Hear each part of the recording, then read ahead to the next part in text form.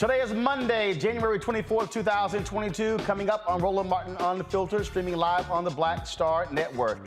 A Tennessee county commissioner was harassed and threatened last year while a Confederate statue was being removed. Today, those charges almost got dismissed. We'll talk with her about all the drama in Tennessee. Also, folks, how hard is it for NBC News and The Root to tell you exactly how much HBCUs have received from the federal government in the last couple of years, even under President Joe Biden? It's not that hard. I'm gonna break down, show you the actual numbers. So no more drama about HBCUs not getting money. I'm going to show you exactly how much they've received, and you'll see for yourself. Also, the U.S. Supreme Court will hear challenges to affirmative action in college admissions. We'll talk with the President and Executive Director of the Lawyers Committee for Civil Rights Under Law about these important cases. Also, folks, yesterday would have been the 24th birthday of Lauren Smith Fields, the young black woman found dead in Bridgeport, Connecticut. Of course, in the presence of a white man. We'll talk with the Bridgeport County City Council member here to answer some questions about the family's allegations of how the police department is botching the investigation. Also, supermodel Beverly Johnson will talk to us about her longtime relationship with the great fashion icon Andre Leon Talley. And we are a few weeks away from our trip to Liberia for its 200th bicentennial. Tonight, we'll start our special segments about the country, talking with historian and author Claude Clegg. It's also National Eye Care Month. In our Fit Live Win segment, we'll talk to a correctional health optometrist, who will give us some tips on how to keep our eyes healthy. It is time to bring the funk. Roland Martin Unfiltered on the Black Star Network. Let's go. He's got it. Whatever the biz, he's on it. Whatever it is, he's got the scoop, the fact, the find. And when it breaks, he's right on time and it's rolling. Best believe he's knowing. Putting it down from sports to news to politics. With entertainment just for kicks, he's rolling. It's on go, roll, roll, y'all. It's Roland Martin, yeah. Rolling with Roland now. He's funky, he's fresh, he's real, the best, you know he's Roland Martin now.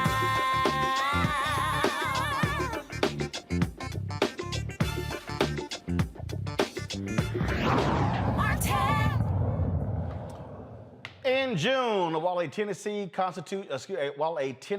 construction crew was removing the graves of Confederate General Nathan Bedford Forrest and his wife, white supremacist Nathan Bedford Forrest, a white man was harassing Shelby County Commissioner Tammy Sawyer as she spoke to the media. That man, George K. Rack Johnson, was eventually charged with misdemeanor assault. Today, those charges were scheduled to be dropped. Why? Joining me now is Tammy Sawyer, Shelby County Commissioner. Glad to have you here. So, Commissioner, what's the deal? They're dropping it for what reason? What, it didn't happen? Well, it definitely happened, but what they're saying is that the merits of the case didn't match the assault charge. So it was sent out of county to a DA in Dyer County.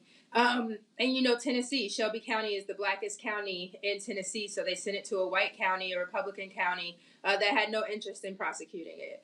So they reached out and said they were going to put in a motion to dismiss and move on. And that was until the actions happened this weekend. I'm confused. Why send it out? What, the prosecutors there can't prosecute? So our great Republican district attorney, Amy Wyrick, here in Shelby County, recused herself. She called me and said, I don't want to be accused of showing favoritism on either side. I've had run-ins with District Attorney Wyrick just because I believe that she is one of those people who upholds over policing and arresting Black people and keeping jails filled.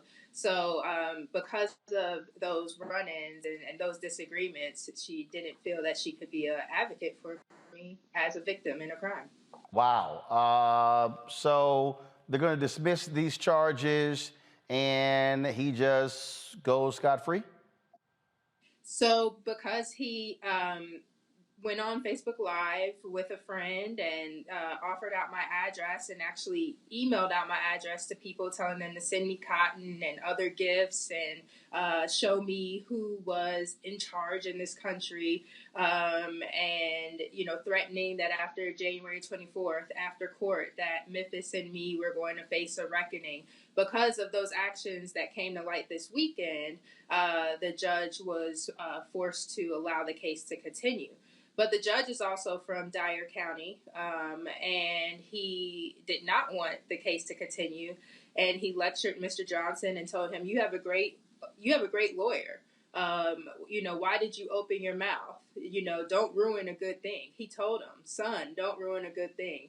And so I already see where this is going. Wow, that is incredible that was what was discussed. And so what? There's nothing left for you here? I was in court, and when I attempted to speak, the judge told me that I don't address him. I could talk to the DA. This is the same DA that never called me, interviewed me. And actually today, when the case was continued to be set for trial in March, said I'll now have to look at this case. I have to be honest. I I hadn't looked at it because I just knew it was going to be dismissed. So this is a 6-month-old situation that went viral, that was covered on your show and many others. And the DA is telling me he's never looked at the file, and now he's going to have to look at it. There's still a motion to dismiss from the defense that'll be heard on March 31st.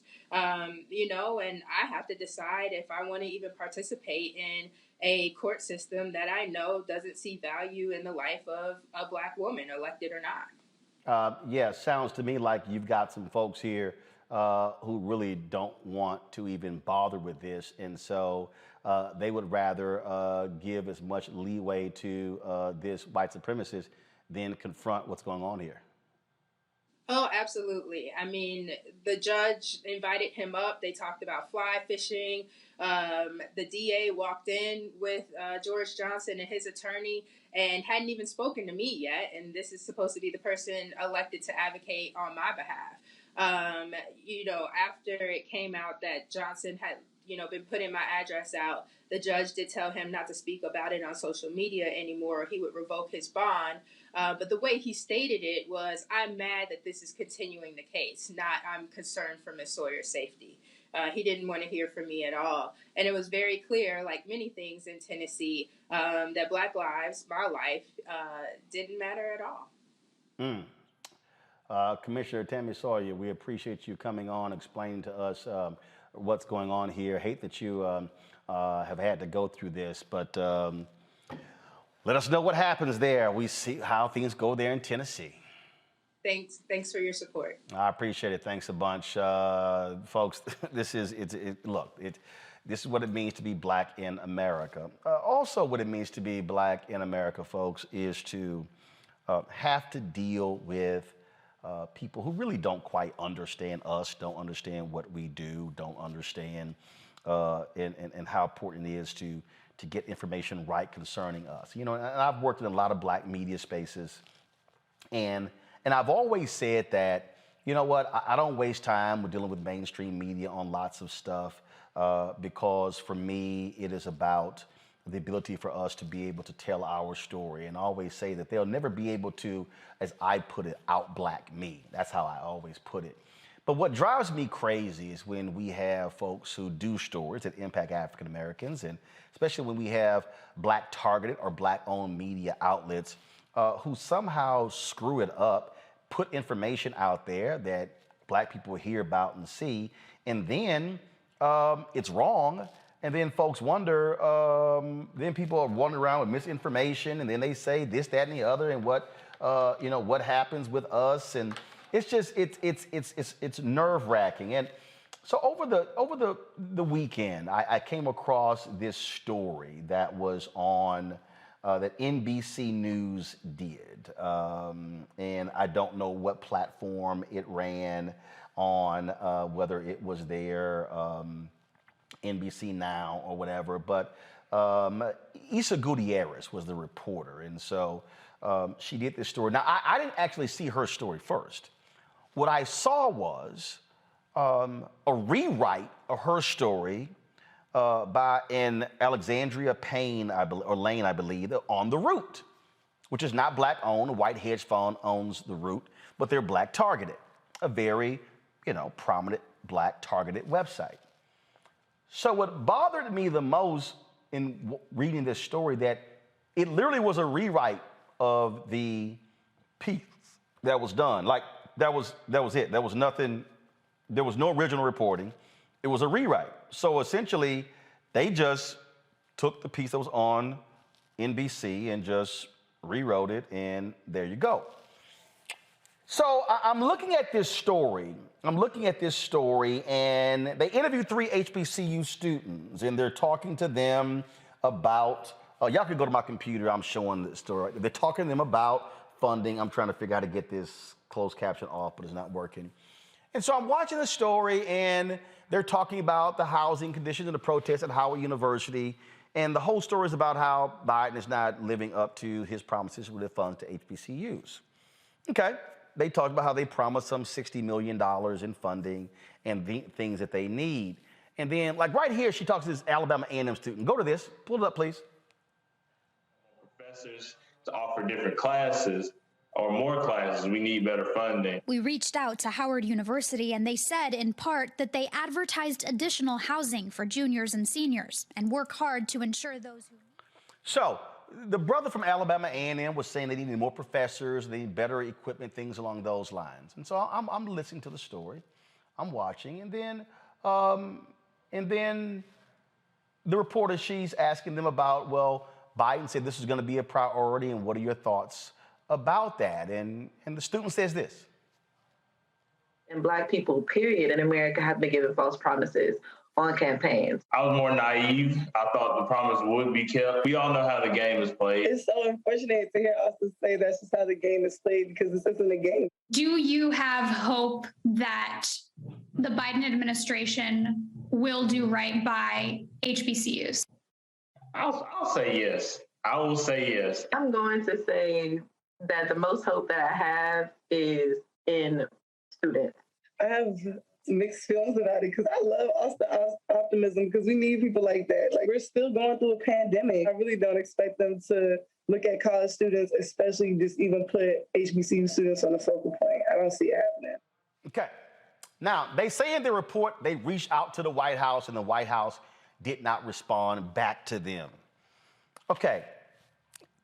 See, this is what I can't stand. I can't stand lazy-ass reporting. I can't stand trifling reporting. I can't stand when you do a story and you're talking to 3 HBCU students. Now, God bless those students, but let's just be real honest. Those 3 students have absolutely no clue about what's happening in Washington, D.C. with funding. They don't. NBC News, Isabella Gutierrez, did she call the United Negro College Fund? Nope. Did she call the Thurgood Marshall Fund? Nope. Did she call the Congressional Black Caucus? Nope. Did she call anybody? Did she call NAFIO? Leslie Baskerville? Nope. Who is the Thurgood Marshall Fund, the UNCF, and NAFIO? The 3 largest lobbyists for HBCUs in Washington, D.C. Who would know better about funding for HBCUs than NAFIO, Thurgood Marshall Fund, and United Negro College Fund? But then they don't even call the Congressional Black Caucus. Okay, why should you call Congressional Black Caucus? Well, could it be that CBC members on the House Education Committee? Should it be people like Congressman Jim Clyburn, who is in the Democrat House leadership? He's the whip. Kind of know what's going on, right? They call nobody. No facts, no details, no nothing. So Black folks are out here retweeting this article, and they're saying, I saw it in the Root. That's a Black website. But all the Root did was rewrite the NBC story. See, y'all, I've been telling y'all for years, one of the biggest problems with Black targeted media and Black-owned media, they don't call nobody. They rewrite some stuff in white media, slap their name on it, give it the veneer of Blackness, and then we go, ooh, I saw it here, I saw it there, when all they're doing is ripping off somebody else's reporting and then making it seem like it's theirs. It was a total rewrite. Yeah. So, on Twitter yesterday, I lit that ass up with 20 tweets, putting the Root and NBC News and this reporter on blast for shoddy reporting.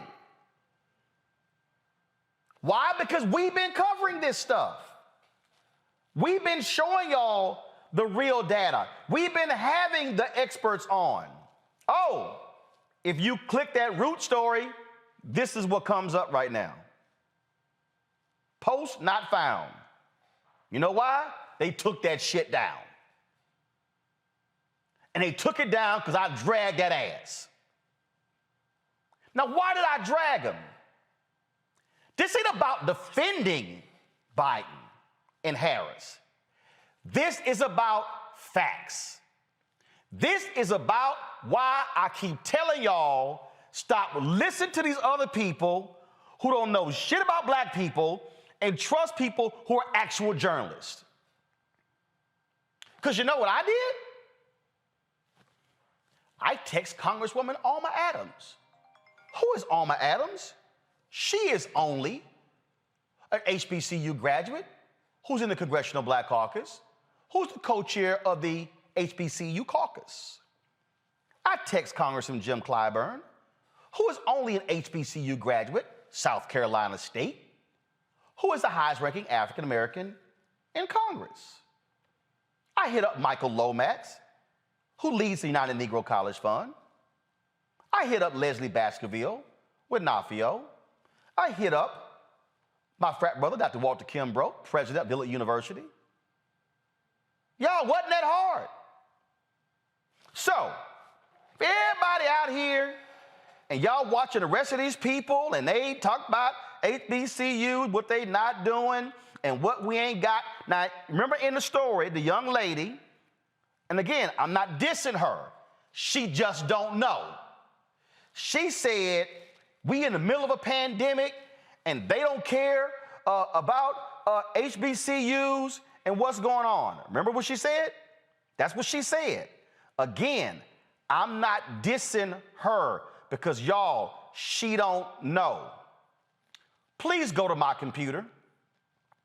This, y'all, is a spreadsheet that Congressman Jim Clyburn sent me. What does it say at the top? COVID relief to HBCUs. Left-hand column, the first university is Alabama A&M, the one that brother was in. The first column, it says Cap 5 forgiveness. That column shows you the loan forgiveness the federal government did, the Biden administration did for HBCUs. Look at the bottom right here. $1,603,382,977.29. Y'all see the schools. Xavier, Winston-Salem State, Virginia Union, Tennessee State, Texas College, Spelman, on and on and on and on and on. Oh, let's now go to the CARES Act. This list, let me go ahead and zoom this in for y'all watching. This shows you right here, CARES Act, how much all of the HBCUs received. Alabama A&M, 9.1 million.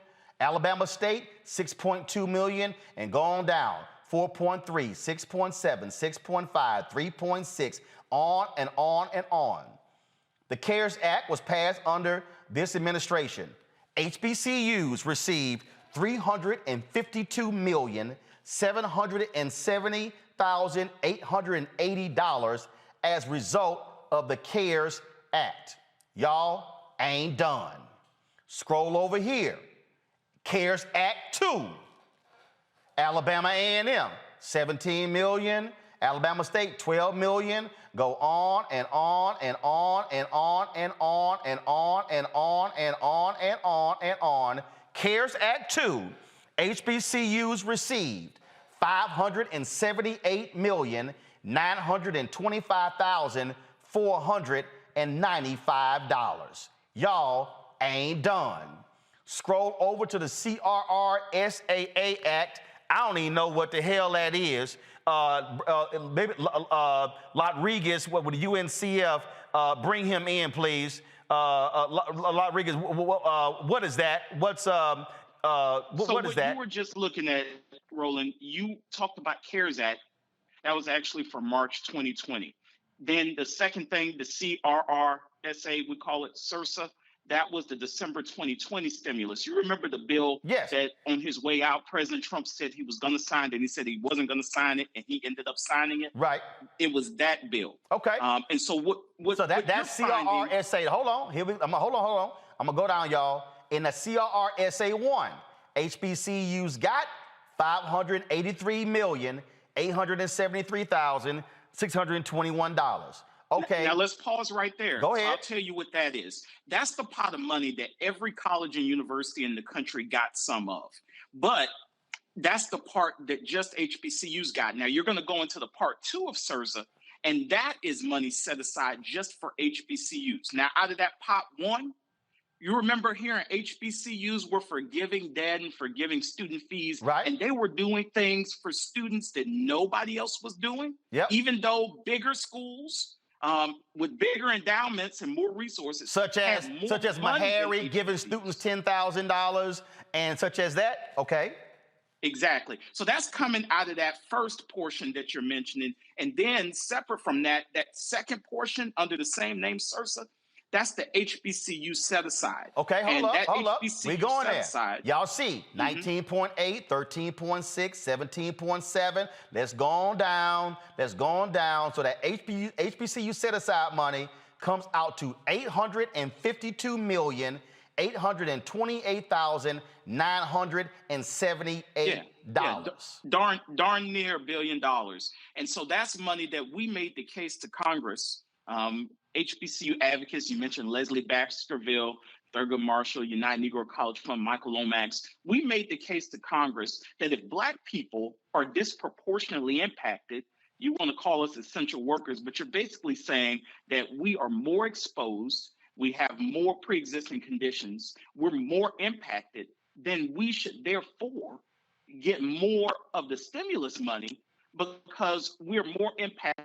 That means that the students at our schools, their parents are still in harm's way. They're more likely to die. They're more likely to be infected. And so the schools where we are attending in disproportionate percentages should get more money. And so that's the case we made. And you see that darn near $1 billion. What is ARP Act? ARP, what's that? That's the American Rescue Plan. Now, this is the first signature achievement of the Biden administration. And so what you find in the American Rescue Plan, ARP, is American Rescue Plan is roughly about the size of CARES Act from March 2020, plus the SRSA or the December 2020 stimulus that President Trump was going to sign, that he wasn't going to sign, then he ended up signing it. You basically add those two packages together and you get what President Biden came out the gate with. We're going to scroll down. So ARP Act, 25.3, 18, 20, 15. So going down, when I get to the bottom, 1,024,804,301. So the first. And you're just getting started. So the first major bill that President Biden signed, this is not the federal government budget, this is a separate bill, was $1 billion for HBCUs. Now, and that's just the first part of it, because that's out of the part where all colleges and universities each got a piece. So places like UNC Chapel Hill got a piece, and places like Emory got a piece. But out of that piece that all colleges and universities got, that was the HBCU total. And then in addition to that, again, because the disproportionate impact that the pandemic has on Black people, we made the case for the A2 that you're about to go into now, and above that $1 billion that you and the AP projected, was that Build Back Better? Was that BBB? No, you're still in the American Rescue Plan. Okay, so we're talking about actual law. We're not talking about anything proposed yet. So ARP Act projected. Y'all see 34.6, 23 point, going down, going down, going down, going down.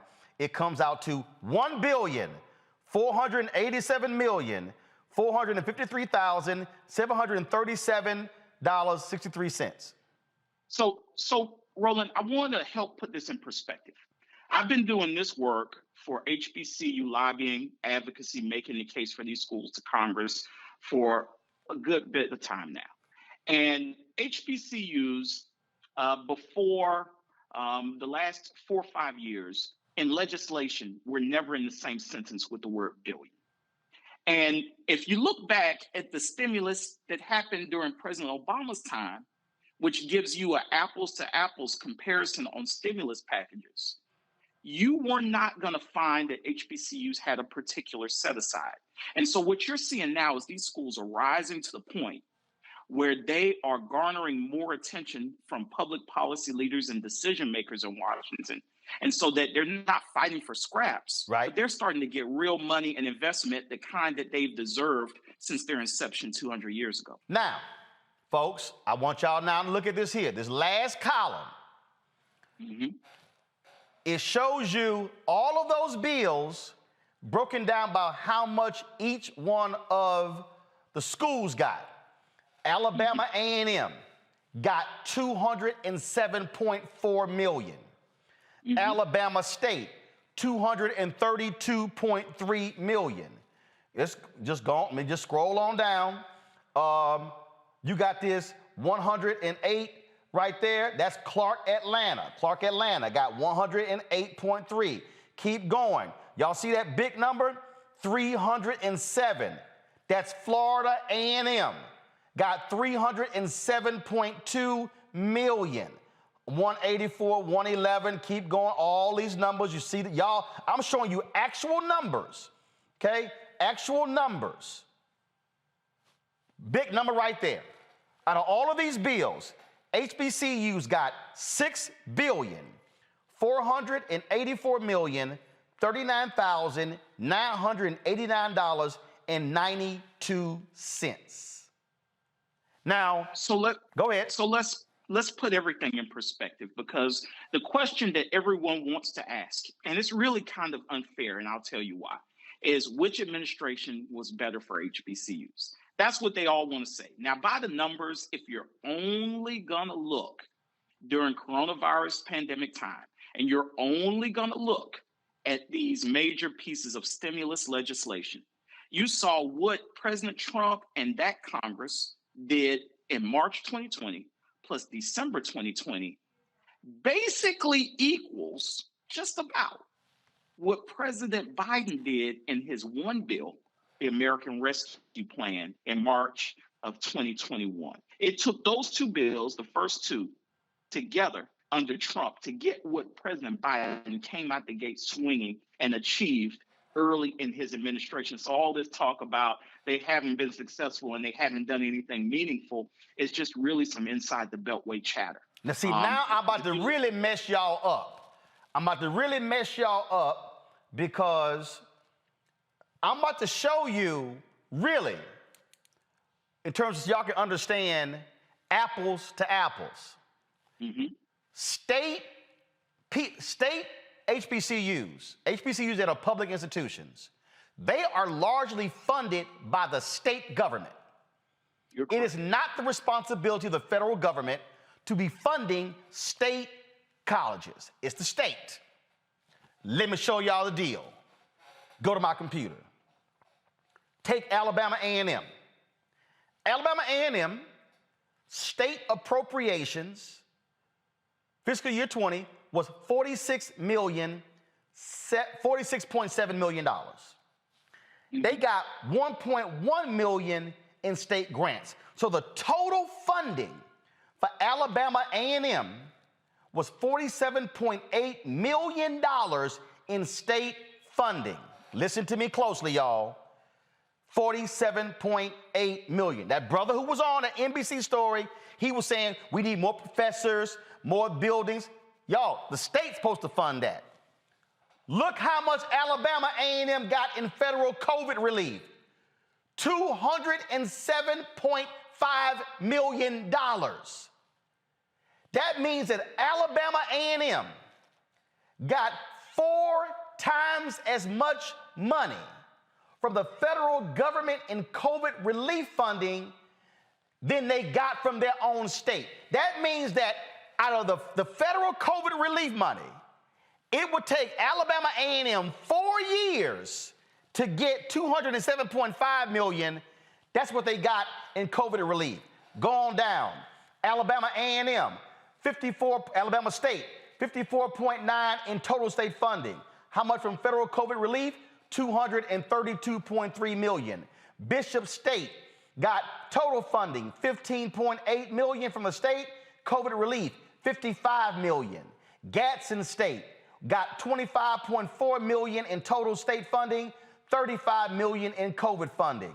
On and on. Go on down, University of Arkansas. Look at Delaware State, University of District of Columbia, Florida A&M. Florida A&M got $136.9 million from the state of Florida they got $307.2 million in federal COVID relief money. Keep going down and y'all see Grambling got $18.9 million from the state of Louisiana. They got $184.6 million in COVID relief money. Keep going. Southern University of New Orleans, Shreveport, Southern University in Baton Rouge, $29.3 million in state funding, $132 million in COVID funding. Alcorn State, keep going. Jackson State, $44 million from state, $120 million in COVID relief money. Y'all, what I'm trying to show y'all, look at the numbers. The numbers don't lie. These are actual numbers. This is a spreadsheet that we got from Congressman Jim Clyburn's office that is detailing the exact numbers. Tennessee State, $63.2 million from the state, $115.5 million from the federal government. Now, the point I'm laying out here for folks, Rodriguez, is who don't fully understand the data, Okay, these are public institutions. But now, explain to people who don't understand why they're not seeing private HBCUs on this list.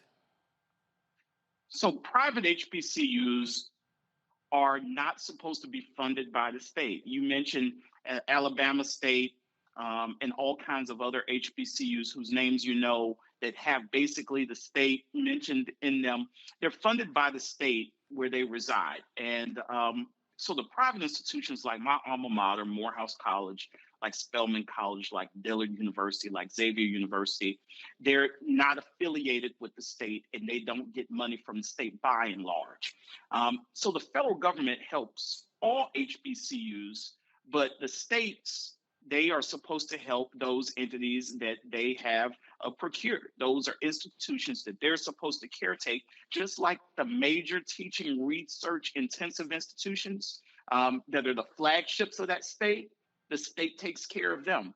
And part of the problem over the years with HBCUs is that states have not taken care of their state-funded HBCUs the same way they've taken care of their what they call flagship. All of those institutions should be flagships, including those that are excellent at educating Black Americans. Okay, what about federal government? Okay, is the federal government precluded from giving money to private HBCUs? No.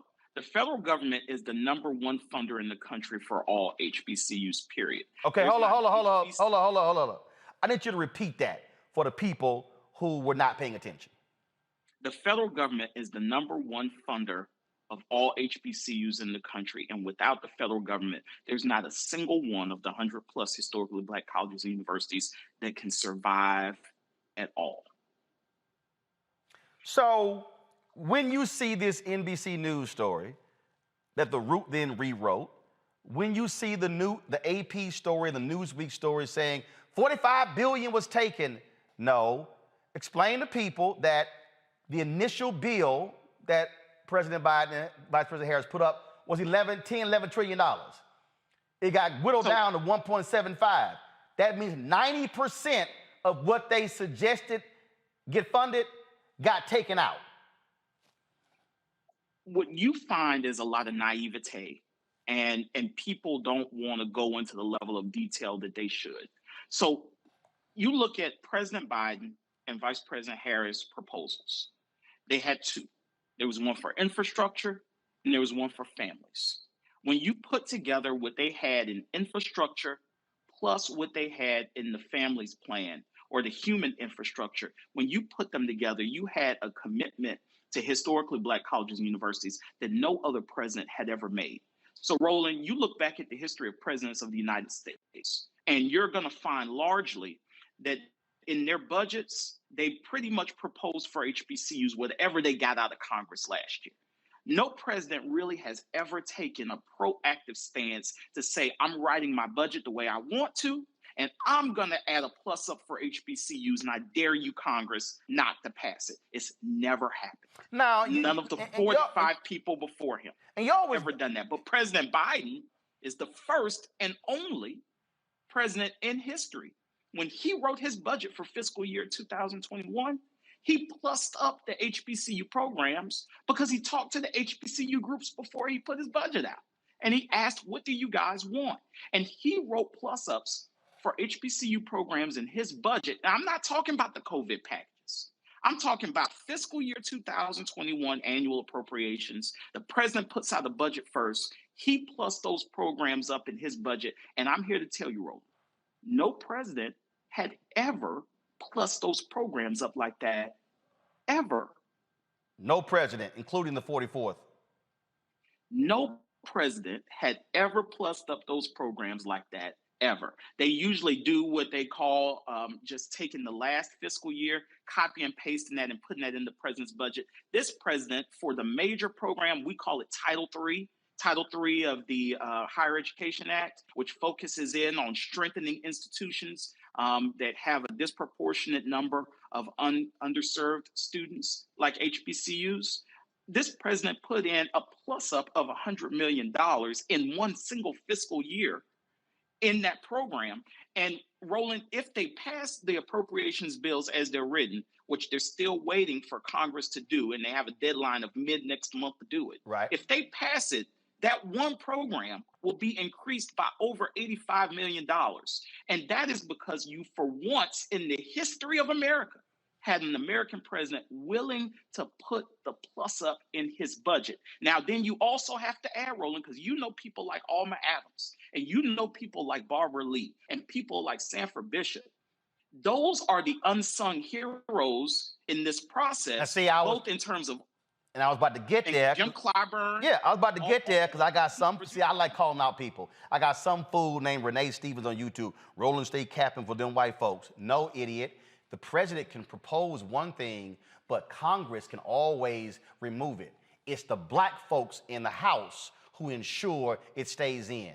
So when people And see not him, just them. so when folks say, "Oh, Booker. the black caucus ain't doing nothing," guess what, folks? Cory Booker, Raphael Warnock, John Ossoff. You have to add all of these people together, and I'll really help break some news for you, Roland. Go ahead. Is that HBCUs get a lot of bipartisan support in Congress, as quiet as is kept. Oh yeah.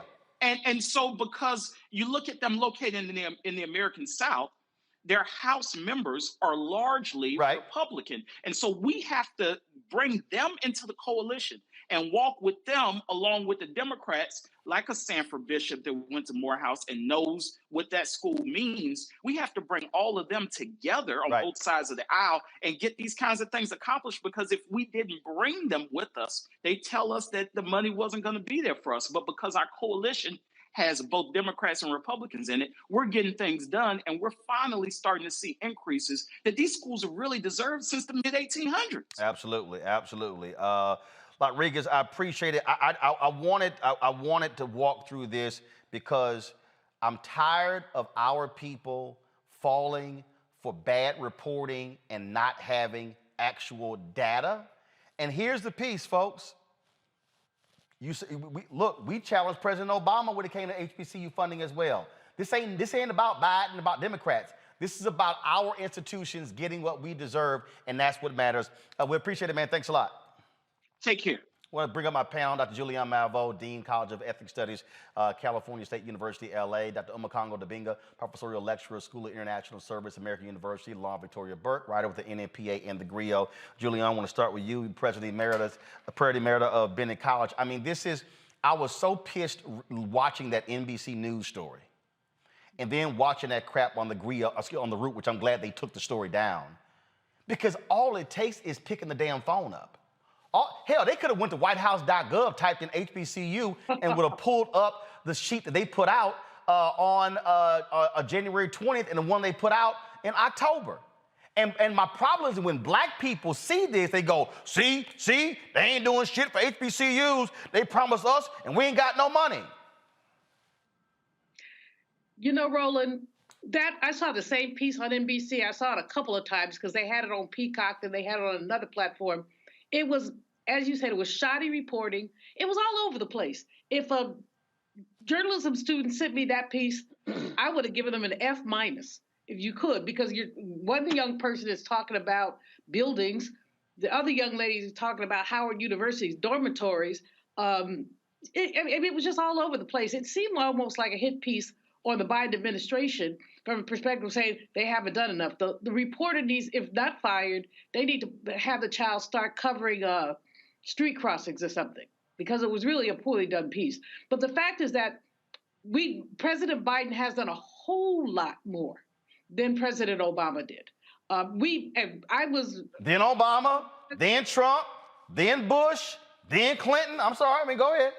No, you're absolutely right. And but President Biden has done a lot more than any of his predecessors had done. And I think that that's the influence of Kamala Harris, who of course is and black voters, and the pressure black people said, you got to do something.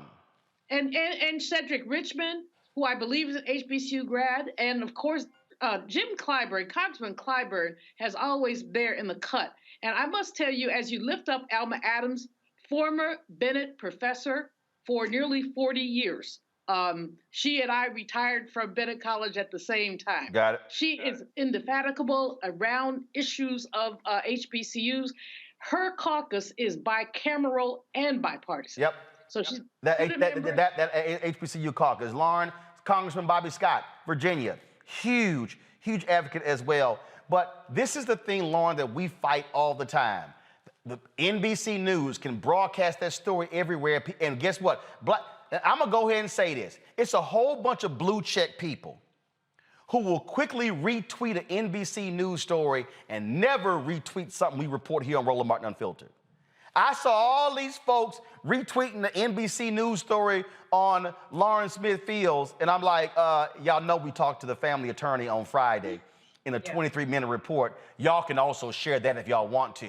But these type of stories, and then when the root, a black targeted website, rewrites some BS from NBC News, it just reinforces the misinformation. Yeah, there's very few media organizations that have the reporters that will do the original reporting on something and really call like you said, they're just doing rewrites. And unfortunately, we're in an era of clickbait, in an age of misinformation. So it's really important that people actually go and do original reporting. And, no offense to Alma Adams and Jim Clyburn and everybody else, but Rodriguez left out the most important person who you just mentioned, who is the chairman of Education and Workforce, Bobby Scott, because without Bobby Scott and his staff writing the line items in for these numbers, it doesn't happen. It's Congress that appropriates the money. We do have, it was just mentioned, of course, Cedric Richmond, the connection there. But without Congress appropriating that type of money and agreeing to that appropriation, I know a lot of pressure is on Joe Biden. Everybody keeps mentioning Joe Biden and wanting to criticize Joe Biden. Obviously, you need a president that's willing, but you need Congress to appropriate that cash. That's right. And by the way, there are billions and billions of dollars in Build Back Better. Okay. And first of all, and look, our job now, Lauren, Build Back Better didn't get passed. Okay. So which means our job now is to say, all right, Biden and the Democrats, y'all had all this HBCU stuff in Build Back Better, come up with some other bill to put the money in there. Right. For HBCUs, though, Build Back Better, of course, is huge. They're going to try to pass it in pieces. And once again, you're going to see Congressman Scott be the one who has to line item all of these billions and billions to get that through. Right. Their staff, that's the staff that is pushing all of that through. So the most important player in this actually is Bobby Scott. Yeah, I mean, but when people say HBCUs don't do it, I'm sorry, that CBC members don't do anything. You have a CBC member, Bobby Scott, is the quarterback of all of this money.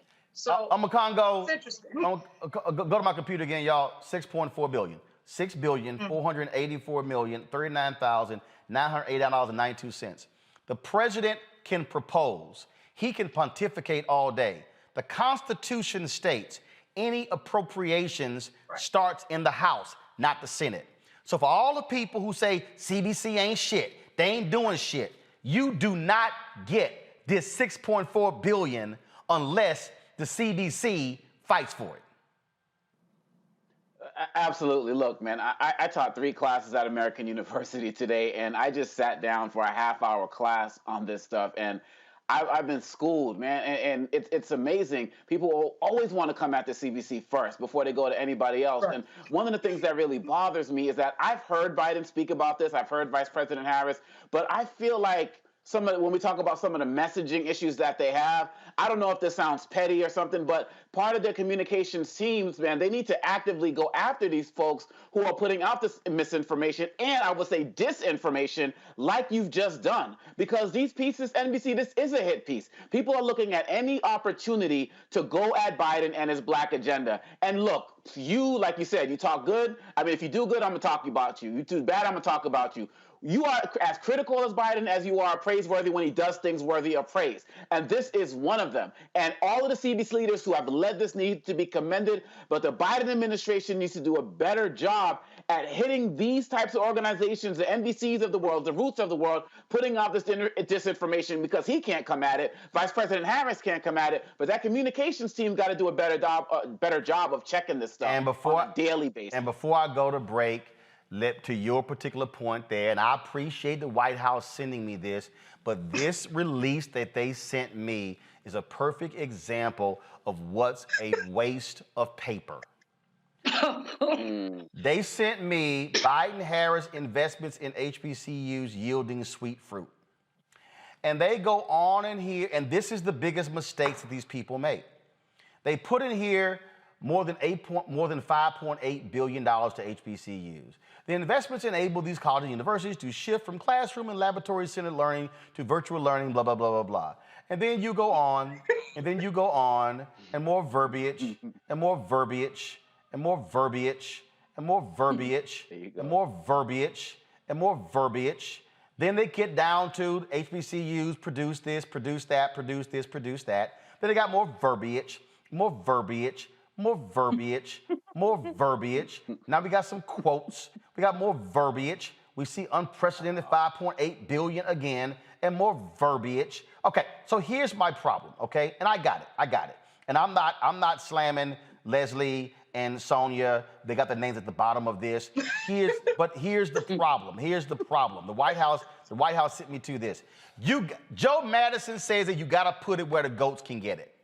Right. That's right. You got to say, for example, Alabama A&M got 48 million from the state, 207 million from the federal government. You got to break that thing down. This don't do it, y'all. I'm just letting y'all know. It's a historic investment in HBCUs. They don't mean nothing. Headline. They don't mean nothing. They don't mean nothing. You got to. Wrote that release didn't go to J school. No. But it's a press release, and I get it. And again, I love Leslie, but Leslie, I'm gonna call you when the show's over. But you got to make that thing plain so people understand. That's what I'm trying to get people to understand. So for everybody out here, I got to go to my next story, but I'm trying to explain to all these people out here. This is not about, oh man, you trying to protect the Biden administration. No, I'm trying to protect facts. And so right now, y'all can go out with the real facts now. I put the spreadsheet. I'm going to put it on social media. So everybody out there, oh no, man, oh no. You got the actual hardcore numbers. So I'm not playing this game again. And I am going to pull up the data of what the Biden folks had in the Build Back Better plan. I have it right here, but I'm doing it another day. And I'm going to say, now we have a target of what now to fight for. Because it didn't get passed. Because now you got to know what you're fighting for. Got to go to a break. We come back. We're going to talk with the head of the Largest Committee for Civil Rights under law, the Supreme Court. Oh, Lord, they're going to take an affirmative action case. Y'all know Clarence Thomas, he is just salivating at the opportunity to end affirmative action. You're watching Roland Martin Unfiltered on the Black Star Network, where we know how to call people to get factual information.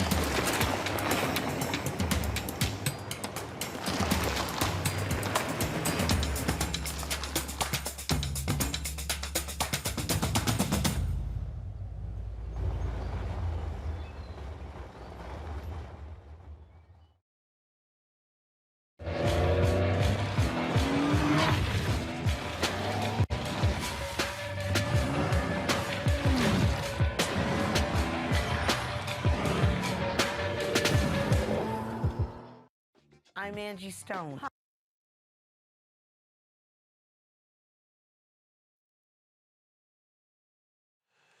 All right, today, Supreme Court, folks, announced they're going to hear a affirmative action case dealing with University of North Carolina. You know, these conservatives have been chomping at the bit to get rid of affirmative action. They've been dealing blows to a number of different cases. They took up the abortion case out of Mississippi. And so the question is, what is going to happen next? What are we now facing with a 6-3 hardcore conservative majority on the U.S. Supreme Court? We're joined now by the President and Executive Director of the Lawyers Committee for Civil Rights Under Law, Damon Hewitt, live from D.C. Damon, glad to have you here. Folks like you, folks like me and others have been saying, warning for years, this is what Republicans want to do. They are trying to lock themselves in. They want to control the policy of America for the next 50 to 100 years as we're seeing the demographic shifts take place in this country. White fear is driving all of this. Now that they have Amy Coney Barrett, Gorsuch, Kavanaugh on the Supreme Court to go along with Roberts, Alito, and Thomas, they right now are in conservative heaven when it comes to these major legislative initiatives. Roland, you're right, and thanks for having me. We are in a crisis mode. Every right that we have, every right that exists on paper that we fight to make real and tangible every day is under attack. And affirmative action is the latest front. We saw this coming, but it doesn't make it any less stunning that the Supreme Court would take up these cases, especially the UNC Chapel Hill case, which hasn't even been argued in the Court of Appeals yet. We won that case representing students as defendant interveners in the trial court in North Carolina. Without even having the Court of Appeals have a chance to hear it, the Supreme Court has swooped down and snatched this case up, trying to rush to make its ultra-conservative right-wing point. You know, and it's so interesting. Last week, I was sitting here debating with a variety of people, and they were telling me, oh, these black judges that Biden has appointed don't mean nothing for black people. And I'm going, do you understand the power federal judges wield? Significant power. You know, I clerked for a black federal judge in the Sixth Circuit, U.S. Court of Appeals for the Sixth Circuit. That's the next level below the U.S. Supreme Court. It matters a heck of a lot who is behind that bench. It matters a heck of a lot who the clerks are, who are crafting the draft opinions for those judges as well. It all matters, and pretending like it doesn't matter is a big, critical, and tactical mistake. So, okay, so what do we do? Because look, the Supreme Court is the law of the land.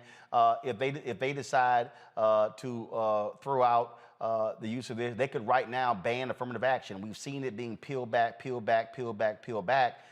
This right here is a conservative's opportunity to absolutely throw it out. They are salivating at the opportunity to make Roe v. Wade, to throw that out as well. So whenever you saw these hearings, they kept talking about, you know, precedent, things along those lines. We all knew they were lying. We knew the moment they got on that court, they were going to vote to get rid of a lot of this stuff.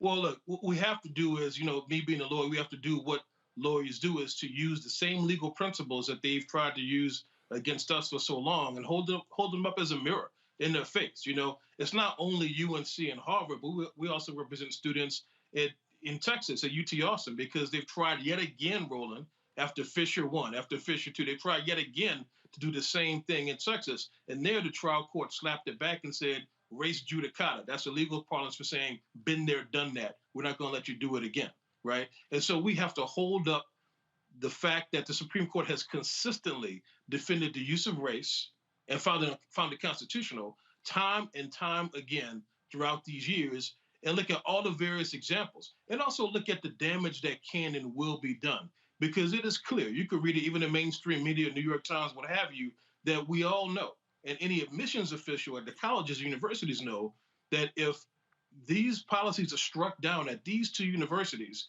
it's going to have a ripple effect nationwide, and we're going to have fewer black and brown students able to access any of these institutions that they want to. So obviously, if they take the case up, look, they get a final shot at it. What then? What must we be preparing for? We have to be prepared to call higher education itself to the mat, because diversity, admissions, and affirmative action policies were necessary, but they were never sufficient. We know that the best of those policies even have to be paired with quality experiences for students on campus. You're not going to get the same experience at a PWI that you would in an HBCU, and I see you with your NCCU sweatshirt on, right? And that's important, but it doesn't mean that these universities can't still try to do right by Black and brown students. They also have to take a critical look at being mission-driven. You know, part of the reason why some of these policies have such a torturous time is that so many of the universities hold on to these normative notions, these kind of mainstream notions of what it means to be elite, that you have to have a certain SAT score and what have you. But if you look at the experiences and the skill set and the knowledge that Black and brown students bring to the table, that defies some of these normative measures. And so I think we have to start taking a deeper look at the meaning of merit in these institutions and open this whole thing wide open. All right, then. Damon, Hewitt, look, we appreciate it, man. Y'all are definitely on the front lines making this thing happen. Keep fighting, keep swinging. And we got to get people to understand elections indeed have consequences, and it's connecting the dots. People might not think those judges matter.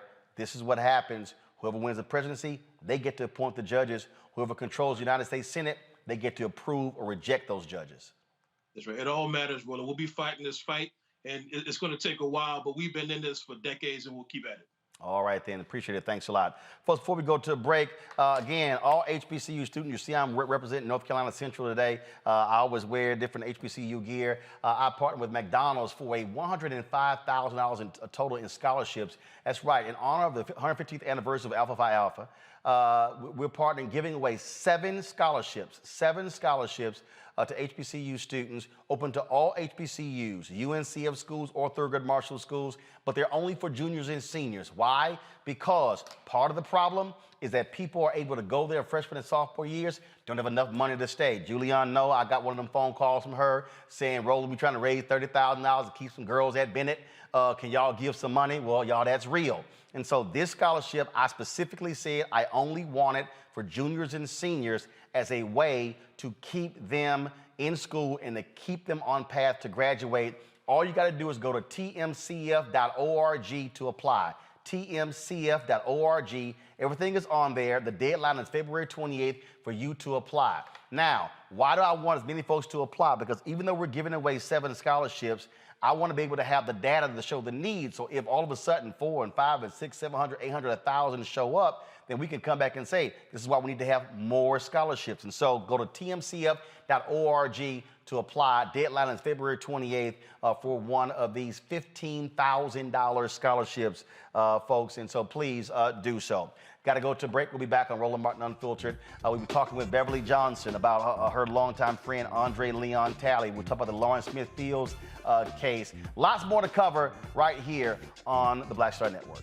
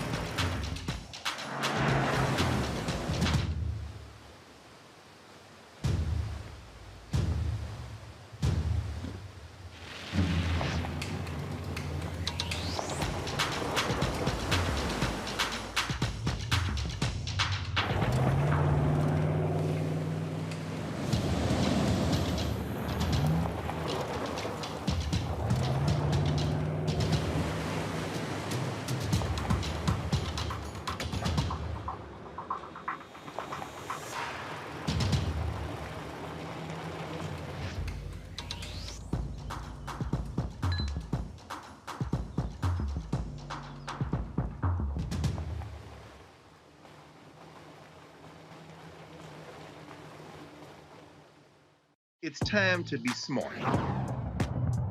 Roland Martin's doing this every day. Oh, no punches! Thank you, Roland Martin, for always giving voice to the issues. Look for Roland Martin in the whirlwind, to quote Marcus Garvey again. The video looks phenomenal, so I'm really excited to see it on my big screen. Support this man, Black Media. He makes sure that our stories are told. See, there's a difference between Black Star Network and Black-owned media and something like CNN. I got to defer to the brilliance of Dr. Carr and to the brilliance of the Black Star Network. I am rolling with Roland all the way. Honored to be on a show that you own. A Black man owns the show. Folks, Black Star Network is here. I'm real revolutionary right now. Roland was amazing on there. Stay black. I love y'all. I can't commend you enough about this platform that you've created for us to be able to share who we are, what we're doing in the world, and the impact that we're having. Let's be smart. Bring your eyeballs home. You can't be black-owned media and be scared. You dig?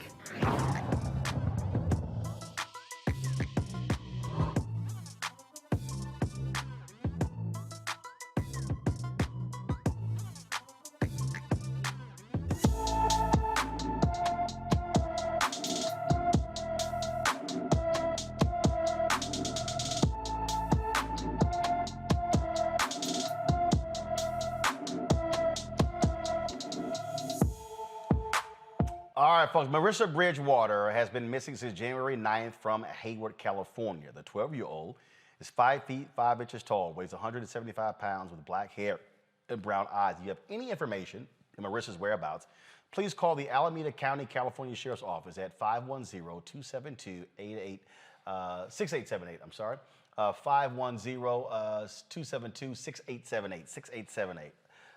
So please do so. All right, folks. A couple of folks I want to shout out who've gotten some big appointments. The Congressional Black Caucus Foundation, they've named Nicole Austin Hillary as their the new president and CEO. The announcement was made last week. Now, she previously worked with Human Rights Watch. You see here, let me come back here. This is a photo here of her. You've seen her on our show. So again, they brought her on to now to be the president and CEO. So congratulations to Nicole Austin Hillary, who was executive director of the U.S. program at Human Rights Watch. Now she is going to be running the CBCF. And also, I had to give a shout out to Lurie Daniels Favors.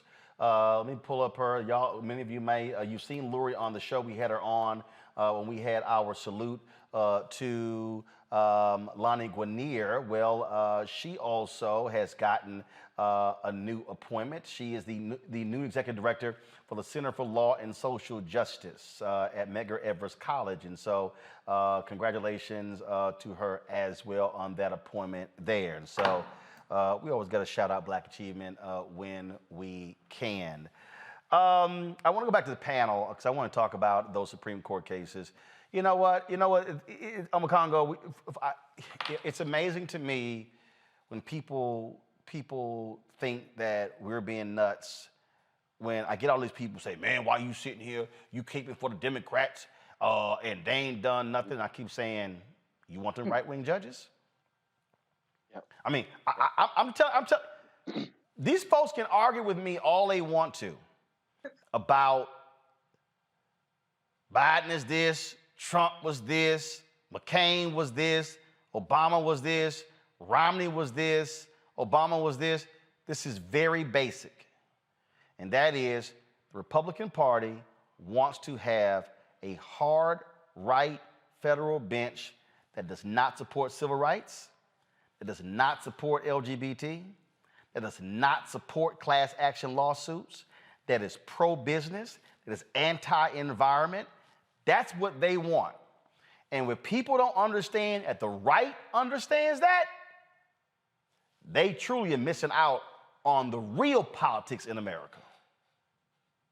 Oh, absolutely. That last word you said, the real politics in America. I mean, look at what these guys are doing now to actually try to bring Trump again back into office, right? When everything that he's done from the insurrection and everything, in their mindset, it has always been about the courts. Period, bottom line. That's why they can tolerate him, even though they can't stand his personality, but all of the other things that he will bring to the table, they can deal with it as long as they can get the courts. And that was what it was about when they elected him in 2016, and that's the case now. And many of us in our community have to develop a certain level of real understanding about what's going on here, because that's what it's always been about. Because really, at the end of the day, you see in Florida, everyone's talking about critical race theory. They just put up another policy now where they're talking about you can't teach about, the gay experience in the classrooms. And the list goes on and on. Everything that you said, that about what the courts want, they are making it become a reality. And I'm seeing it working on these campuses and being a professor, seeing Black students who are feeling like they've already been questioned about their ability to be successful there because of these affirmative action policies. And they're already seeing the stress of what could possibly be coming down the pike as they're being targeted. So really, at the end of the day, we need to get up, we need to wake up and understand that we gave Trump 3 judges, man, 3 Supreme Court judges, and all the hundreds that he got at the different levels, below that. And so really, at the end of the day, when we see what Biden and Harris are doing with some of the appointments of their judges now, we got to get behind that. We got to support that, because they're going to do everything possible to make sure that every single right they can legally take away from us will be taken away. This is what this court is about. Period, bottom line. And you saw it when they were showing up at rallies with Mitch McConnell, these 3 new justices, and you see it in everything that they're talking about now. We need to wake up. I just saw, Julian, where the new attorney general in Virginia fired one of his deputies who was on loan to the January 6th committee. Again, elections have consequences. They want to install hard right folks to advance their agenda. Our folks better wake up to understand the power of the courts. You can pass all the bills you want, but if the courts invalidate them, don't matter. Well, Roland, you're exactly right. What we've seen with the Supreme Court is we blinked on too many things. Of course, we couldn't really have turned it around given the votes they had in the Senate, but we blinked on some things. So now we have these hard right Supreme Court justices. And Clarence Thomas, I mean, he's probably happier than a pig, and you know what? That he has this company because he's so anti-affirmative action. He's written about it so many times in so many cases that have been so blatant. The challenge with this in terms of affirmative action in particular, it will have an absolutely chilling effect on Black student college admissions. Already you see here in California, Proposition 209 caused a number of Black students going to the University of California's, the elite state colleges, state-supported colleges. We saw that number drop by 2/3. I mean, literally, I think at some point they were talking about students and 1 and 2 students at places like at some of the law schools because there is no affirmative action because of Prop 209. And Prop 209 is probably model legislation for the devils in Florida, Texas, and other places who don't want our people to be educated. The biggest challenge, I would say, is that when we lose voting rights, we're going back to states' rights. We know what states' rights are. Those are rights to put Black folks back in our place or back into subservience. And we see it with wage law, we see it with other economic law, and we're going to see it, our rights even more erode, as Obakongo has said, even more erode if we don't get busy. I mean, they're already eroding. And that will continue unless we get busy. And look, what they're putting in place, Lauren, for 2022, the midterm elections, then we go to 2024 for the presidential election. They want complete control. Donald Trump appointed 25% of the federal judiciary. They want to appoint more than half of these judges. And we're seeing more and more of these judges who are retiring or passing away. That's why they're salivating at taking over the United States Senate next year to stop Biden from appointing any more federal judges, especially Black judges. He's already appointed 24 Black judges this year, 8 of them women.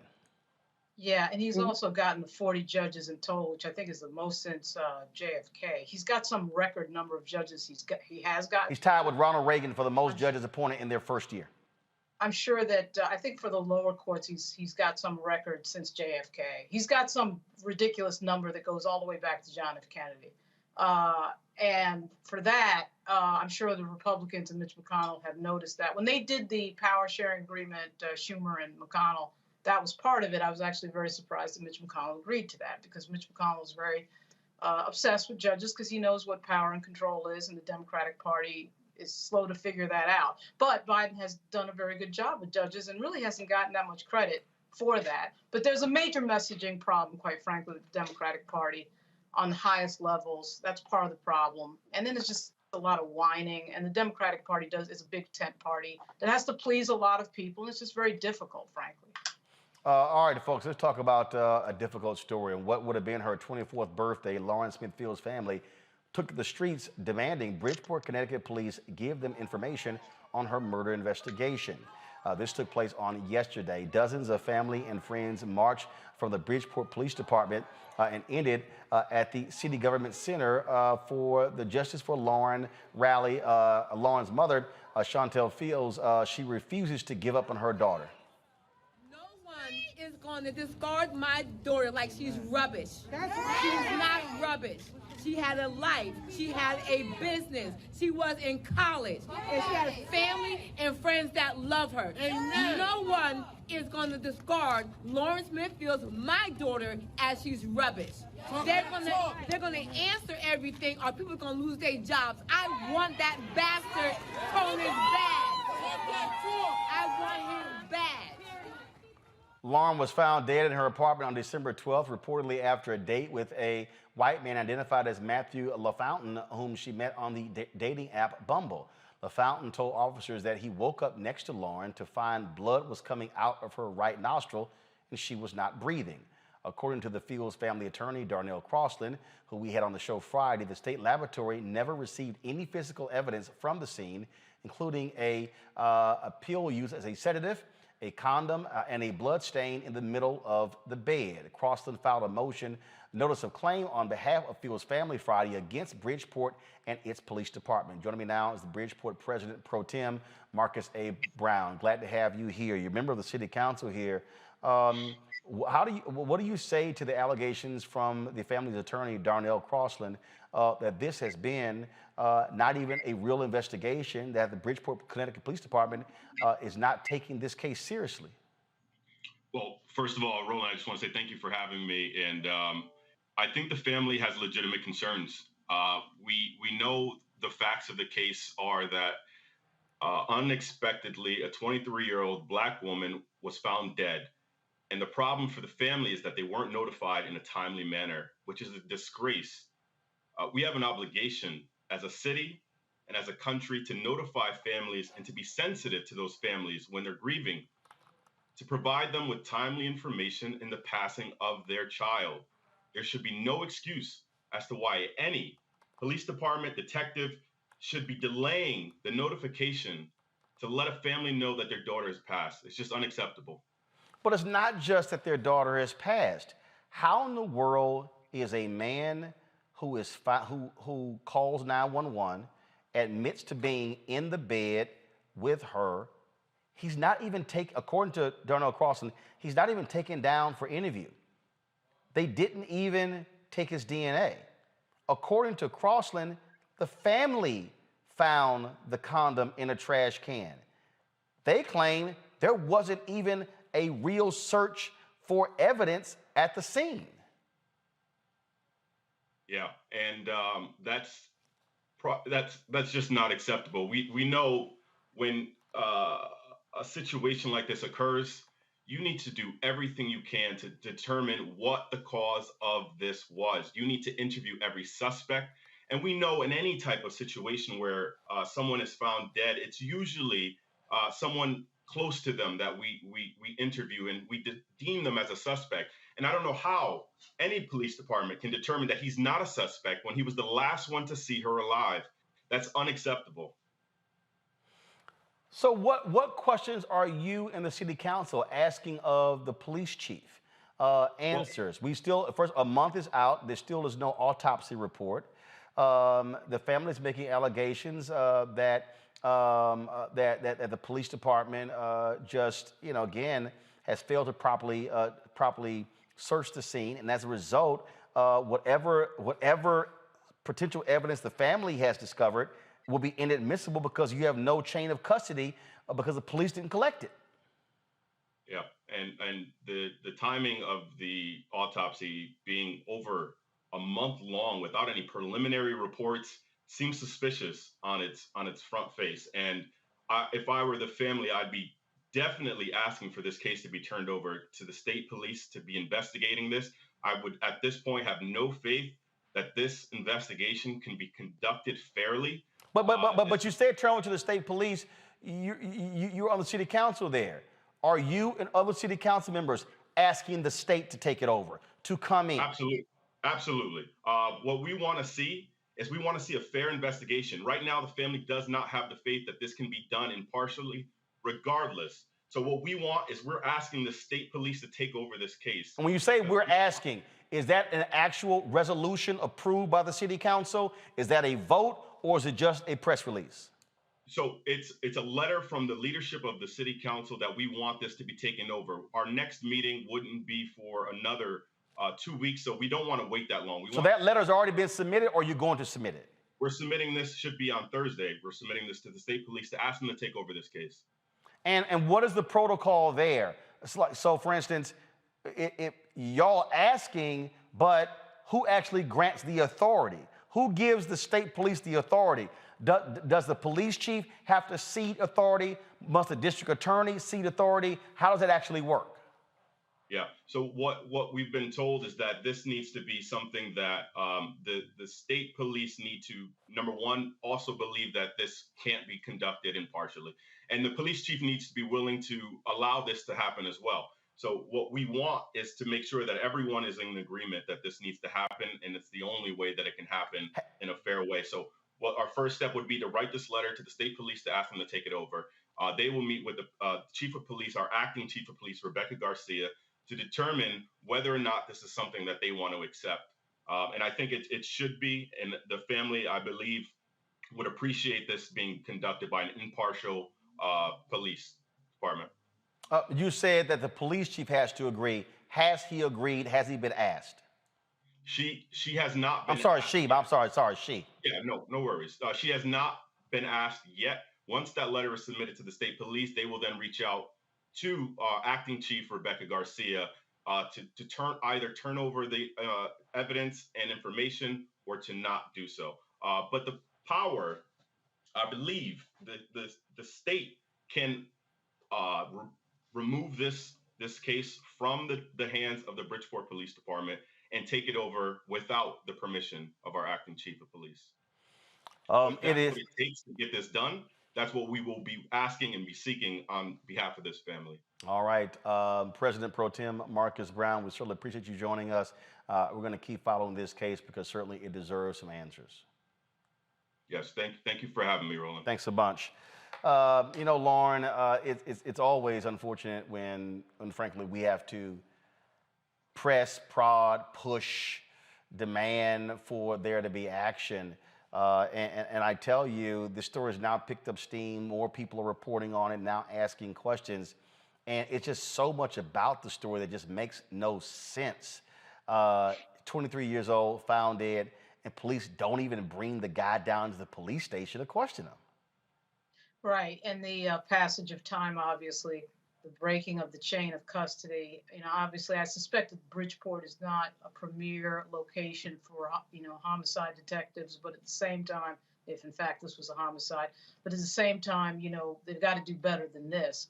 And it looks like there's a situation where this is going to have to be taken out of their hands. I mean, it's amazing how much pressure you have to put. It kind of reminds me of the Ahmaud Arbery scenario, where if it hadn't been for outside pressure and a video and all sorts of other things that happened to come up, then we would have never known what actually had happened to him. And this is the same sort of situation.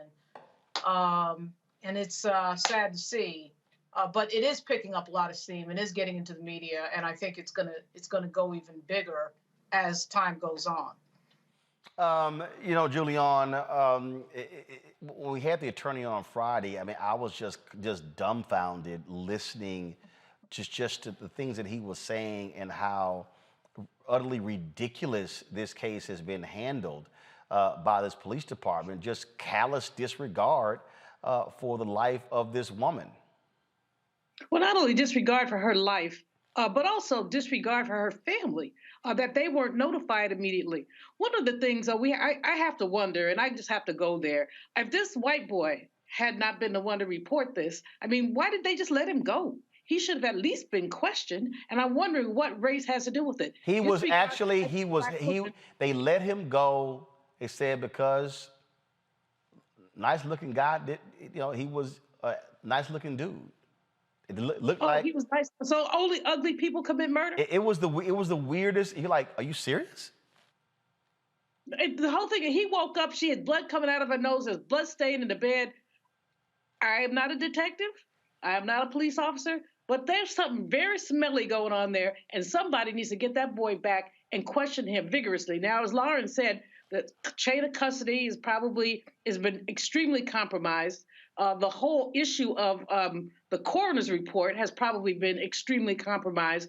I'm not sure that they'll ever get to the bottom of this, but that mama is fierce, and she's going to make sure that the truth comes out about her daughter, or at least that something is done. And I think that they're just shilly-shallying here. Even our brother who was just with us, this city council has the ability to demand, to put the police chief on the carpet and say, what are you doing about this? They have the ability to have hearings. They have the ability to do a number of things. And apparently, again, we say Black Lives Matter because these kind of cases remind us that for too many people, they don't. It is just crazy, Congo. And again, I hope it gets more attention. In fact, that was a Darnell tweet. I'm going to pull up in a second.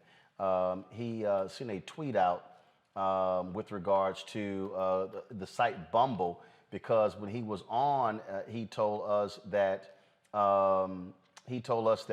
they had not even, the police department had not even reached out to Bumble to get the communications that went back and forth between the two of them. They hadn't even reached out to them. And that was just crazy to me, that here a month later, they hadn't even grabbed that information. I mean, it was just like, are you serious?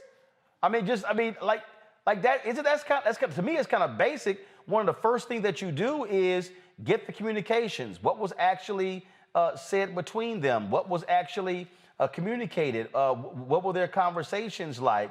And I'm looking for the tweet he posted, because he sent it to me, and he said that this is what Darnell tweeted. Roland S. Martin, y'all want the 411 on this story as it unfolds. Stay tuned, Roland S. Martin, as we have been in touch with Bumble, and we'll be revealing we'll be revealing on Roland S. Martin everything that's turned over to us by Bumble. The family wants transparency and justice. # Lauren Smithfields. Man, I'm telling you, as a parent, man, I'm fuming inside with this story. And when you sent us this story earlier to let us know it's going to be the topic, that story you sent also mentioned a 53-year-old woman, Brenda Lee Rawls, in the same Bridgeport area, who, when her sisters went to go look for her, they were just like, oh, she's dead. And they didn't find out for 2 or 3 days. And Lauren brought up Ahmaud Arbery, but I'm also going to take it back to Trayvon Martin.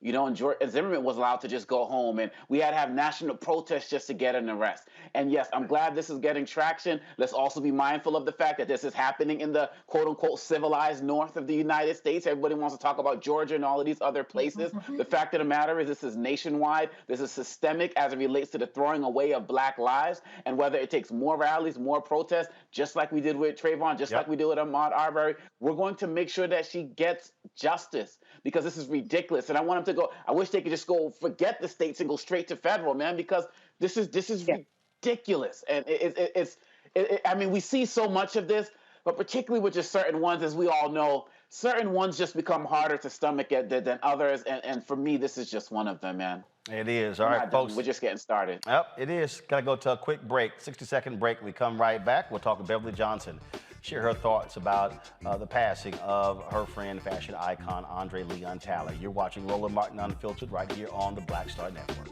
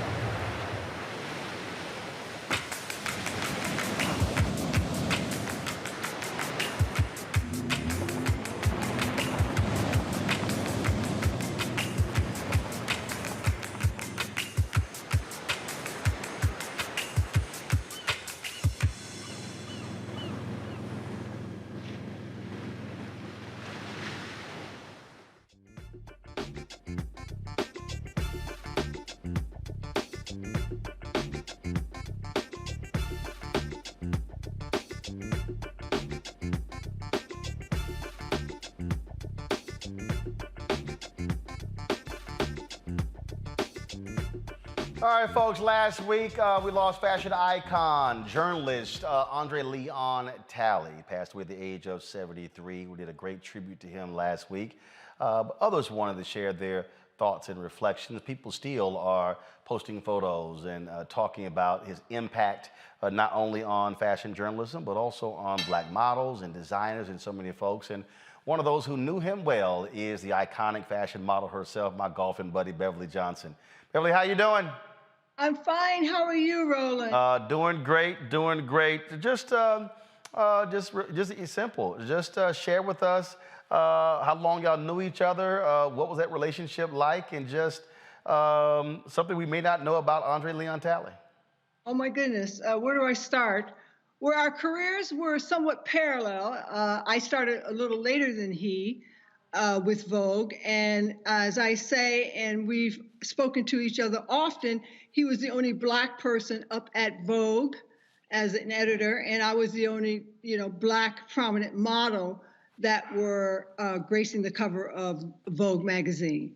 So we had that in common. And then once our careers started to slow down a bit, we were able to really connect. He wrote the foreword for my book, and he is just a giant of a man in every sense of the word, but he is a walking encyclopedia when it comes to fashion.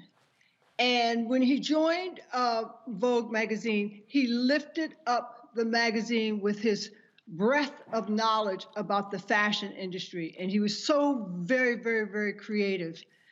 I always say he can tell you about fashion from its inception up to this date, and he can do it all in French. I mean, he was something else. He opinionated, outspoken, but also kind, and he nurtured so many Black designers and models like myself, Iman and Naomi, and he was just always there pulling us up. His Southern roots and his grandmother taught him to do that, and he did just that in the industry. You know, a lot of people don't quite understand the importance of having Black journalists in key places, to have someone like him in the fashion industry, in the positions that he was in, whether it was Vogue and the previous publications before that. For the time he was at Ebony as well. That's important because, frankly, these are white worlds. And to have someone who looks like us in the room, you got to have somebody who's at the table, who brings us to the table. Exactly right. And I'm saying that the passing of Andre Leon Talley left a huge space in the industry. And I know, and we often spoke about having a seat at the table, meaning the board of directors of these ginormous conglomerates in the fashion industry. We are now an outward facing industry where you see our faces and inside the magazine and on the covers, but now we want to participate in the economics of that huge industry. And we need to have a seat at the table, and that table is the board of directors of these conglomerates. The opening doors for a new generation of voices, obviously important. You talked about his fashion knowledge, but he had a wicked sense of humor. Yes. And so speak to that if you can. Well, I could, walk into a room and Andre would tell me everything I'm wearing within 10 seconds. And I'm not a real big label wearing person, but he would even go down to, you got those shoes at DWS. I mean, he would just, you get busted with him. You better come prepared when you're getting ready to meet the king. We bow down to him. He was quick-witted. He was funny. He was irreverent. He's just really just so we had this little discussion about tokenism, and we were on a panel together for the Museum of the City of New York together. I said, so you were the token at Vogue, and I was a token at Vogue. He said, I wasn't a token. Oh, no, I was not a token. I said, well, were you the only Black person up there? He said, yes. I said, then you were a token. But anyways, he was just one of those persons that you love to have around. I always wanted to be around him. He was just a very gracious and compassionate, and he has so much passion for fashion. You just needed to be around him. Last point, you mentioned this earlier, him being from North Carolina. And even though he could speak French with ease, even though he knew these top designers from Italy, from France, from all these different countries, he was still a homeboy from North Carolina. Yes, he was. Yes, he was. I mean, and he speaks that way. I noticed one thing he put in my foreword of my book. He said, and Beverly has gold rim guts. I was like, oh, I never heard anybody say that before. Gold rim guts. He's like that kind of person. He just keeps it real, and he keeps it large and big. And he's really fills up the space. And that's what he did at Vogue. He filled up that space and then reached down and brought others along. It's a big loss. All right. Well, Beverly, it's always good to see you. And last time, of course, we lost the great Lee Elder, and we had a chance to be in the same group with him at the OTC Golf Classic. And so it's always good to see you. So I'm sure I'll see you somewhere soon on the golf course. Thank you so much, Roland, for having me. Appreciate it. Thanks a lot. All right, folks, got to go to a break. We come back. We're going to talk about the 200th anniversary of Liberia, first African republic founded by freed slaves. It's quite an interesting history. We'll talk with the historian next on Roland Martin Unfiltered on the Black Star Network.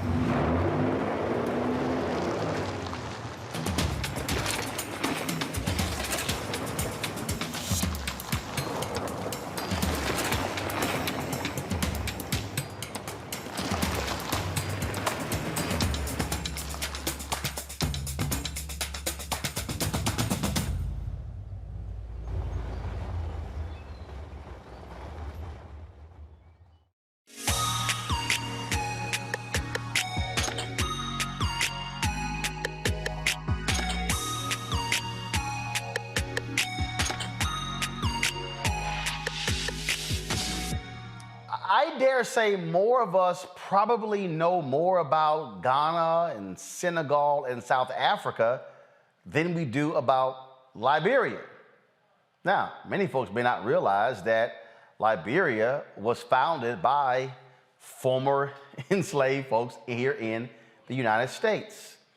Let's now talk with Claude Clegg. He is the chair of the Department of African and African American Diaspora Studies at the University of North Carolina at Chapel Hill. He also has written a book on Liberia. That book, folks, go ahead and pull it up right there. You see it right there. And so, and I have that book. I'm reading it right now. Claude, glad to have you here. The book is called The Price of Liberty, African Americans and the Making of Liberia. To that point I opened with, it is interesting when we talk about, when African Americans talk about African nations, very few people bring Liberia up. That's exactly right. Because as you were saying, Roland, so few have ever heard of it. We're a country that prides ourselves on being a nation of immigrants. That is, people coming to the United States for opportunity and freedom and liberties they can't enjoy in their homelands. And we're, I think, less comfortable in regard to our national mythologies of thinking of the United States as a place where people flee from. And there's a whole history, a whole genealogy of African Americans who leave the United States during the 19th century, the 1800s, and go to this little colony that becomes a nation on the West African coast because they weren't allowed to enjoy the benefits of the freedoms and the liberties and the rights that other Americans enjoy because, they were Americans. So I think within our way of thinking about the United States, if you leave the United States, you sort of fall out of American history. Right. We're not so concerned with you or whatever happens and wherever you go. Again, and that narrative doesn't fit well with our own sort of conception of this being a place everybody wants to come to. But Claude, that was this weird. But I'm reading and I'm looking at all of this history, and there was this weird thing that came together that created this. So you had these white folks who believed in abolition. Then you had these white folks who feared black folk were going to kill them. And then you had the freed slaves, and they all created this colonization society to ship some 88 folks away, bought the land in Liberia. So take people through that, how this even happened, how we even got to this point of these first 88 leaving the United States and going back to Africa. Great question. It's a kind of perfect storm in which you have abolitionists, people who are against slavery. You have slaveholders. You have people who couldn't stand free black folks. That is, if black people are going to be in this part of the world, they need to be in chains. And if by some method, whether they are freed by their masters or whoever, we need to get rid of them because we don't want them increasing the free black population. So it's kind of a perfect storm, and thus there were different motives. The abolitionists who were involved thought that slavery was wrong, and if black people couldn't be free in this country, we'd send them elsewhere where they could be free there. And then the slaveholders who were in this organization thought that if we can reduce the number of free blacks in this country, it makes slavery more secure. That is, slaves don't see the free blacks and thus aspire to be free themselves. And then there were the ex-slaves who we have the least amount of information about, although there's some letters and things that have been restored or preserved. But we have the least amount in regard to their opinions about why they would want to go to this part of the world in West Africa when the vast majority of black people by the early 1800s were born in this country. They weren't born in Africa. Africa was a secondhand memory or something Grandpa talked about, because he was from Africa. But most African Americans by the early 1800s are not born in Africa. So it is literally an experiment, and it's an experiment with different parties, with different interests and different views, and often contradictory. So this group of white folks, they sail to Africa. They roll up to West Africa, and then we're going to acquire this land, buy it, drop them off, here you go, your country, named it Liberia, but it was people who were already living there. So now you have these freed folks of African descent returning back to Africa, but they didn't have any ties to Africa. And so now you got your indigenous folk who are like, who the hell are these people taking over our country? So freed slaves became colonizers. Right. That is the irony of the whole Liberian experiment. That is, you have people in this country who are being sent to Africa, black people being sent to Africa to establish this colony in Liberia and so forth, and they take all that cultural baggage with them that they had acquired here in the United States. They take color prejudices, they take their Christianity and the readiness to label anybody not a Christian that they run into in Africa as a heathen or a savage. They take the clothes, the foodways, they take the language. The dollar is the official currency of Liberia. They take the hierarchy. And they take that. They take that as well. So they are reinventing a kind of America that they were familiar with in this country, the hierarchy, the colorism, the arrogance, the cultural arrogance, and they are reinventing it to a certain extent on the shores of West Africa with the same sort of hierarchies and exclusionary policies directed towards indigenous people. So it is a kind of black colonialism that's going on, in which you have a very small privileged class of of Black migrants from the United States ruling over a much larger population of indigenous people. See, I know we're right on this because I'm looking at all of these people in the chat rooms who are like, yo, I ain't never heard any of this stuff. I'm going to go to my panel with questions. I'm going to start with Omekongo, you're first. First of all, Professor Clegg, it's an honor to talk to you, and the work that you've been doing is just really, really amazing in terms of documenting this history. I would like to know, what is the status today of Americo-Liberians with the greater Liberian population? That's a great question. Of course, as some of your listeners may know, there was a civil war in Liberia that was started in 1980, and it lasted on and off for about 2 decades. And more or less, it was the whole conflict between indigenous people and the descendants of the settlers coming to a head. And you have the government there in Liberia that was the descendants of the settlers from the United States being overthrown in 1980 and it becoming a military dictatorship under indigenous military officers. And then sort of back and forth of civil war for the next 2 decades. So Claude, hold on. I want to put a pin in that because so to explain to people to Omekongo's question. So from that point of 1822 all the way through, it was the people who were running the country, the elite of Liberia, were the descendants of these freed slaves in America. And I was reading, so some of them were called Americo-Liberians. Also, what was the phrasing? They call them the Congo. It was an interesting phrase as well. So explain that as well, because people don't understand that the black folks who came from here were running the country all those years. So when they had the war, they were trying to break that Black American colonization. Yes, that's exactly right.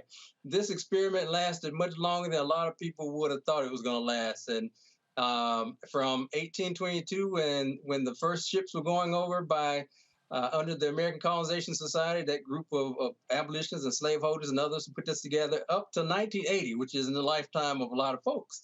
This sort of small strata of Black American descendants who originally got there in the 1800s, all the way up to 1980, ran the place. And mostly it was excluding the African population there from civic life, from holding office, from the economic affairs, and so forth. And as we know, if we study any history, this sort of thing in which you have a minority ruling over a much larger majority can't go on forever. And it explodes in 1980, and to very deadly consequences for a lot of folks who have a Liberian diaspora leaving that country. There's a brain drain to a certain degree as well. You have people going into other countries, and a good number of people who come here who can afford it. And actually, there's a sort of reverse migration. So the descendants of a lot of the folks who had first gone there in the 1800s, their descendants are now fleeing from Liberia to come back or come to America in the wake of that civil war in the 1980s. So some of that remnant of the descendants of the Black settlers who went there in the 1800s, they got a foothold in government, and some never lost it. But I think that Liberia is probably, in terms of social integration, further along in that is integrating the settler elites, children, grandchildren, great-grandchildren, with a larger African majority. They're probably more along the path of that, but still, you can still find some of those old settler names in positions of power, in which, again, these elites often reproduce themselves as best they can, even in the worst of circumstances. So we'll have to see. Liberia is an ongoing puzzle. It's an ongoing project. While you don't see African Americans going there to settle or anything like that, you still see those linkages of Liberians who are embracing this country as, the great grandfather or the father of Liberian society. And when something bad happens, there was an awful Ebola outbreak there in 2014. And of course, you have twin things happening. This idea of America is going to step up when there's problems in its its grandchild, Liberia, on the coast, and then you have a black president and Barack Obama. So not only does America owe us because they sent us here and sent our ancestors here and so forth as settlers, but you have this black president who also owes as well. So again, I've looked at Liberia for the last couple of decades with much interest. It's an ongoing story. It has many of the same problems as many other African countries in terms of poverty and social divisions and hierarchies of all sorts and exclusion and so forth. So I'm wishing the Liberian people the best, all of them. But again, you can still sort of see those lines of privilege and those genealogy, those names still threaded through the various institutions there. Julian Melvo. Brother Professor, thank you for your work. I'm looking forward to getting your book. Years ago, I had the privilege of interviewing Ellen Johnson Sirleaf, who at that time had just been elected president. And the one thing she asked, a bunch of us sisters asked her, what can we do? And she talked about girls' education, about the education system being crumbling, but that girls were having a much more difficult time. Has that changed? Has the educational system improved? And are women and girls getting equal access to education? I wish I had a better story to report in terms of education more generally in Liberia and women's education as well. But my sense is that there hasn't been anything in terms of transformative changes. I think it mattered that Liberia had a female president for a number of years who did a credible job in the position. It was the first in the history of that country. And I think it was first on the continent. Yeah, she was the first female. She's the first female head of state of any African nation. Yes. So I think she did a credible job. I had the pleasure of meeting her a number of years ago.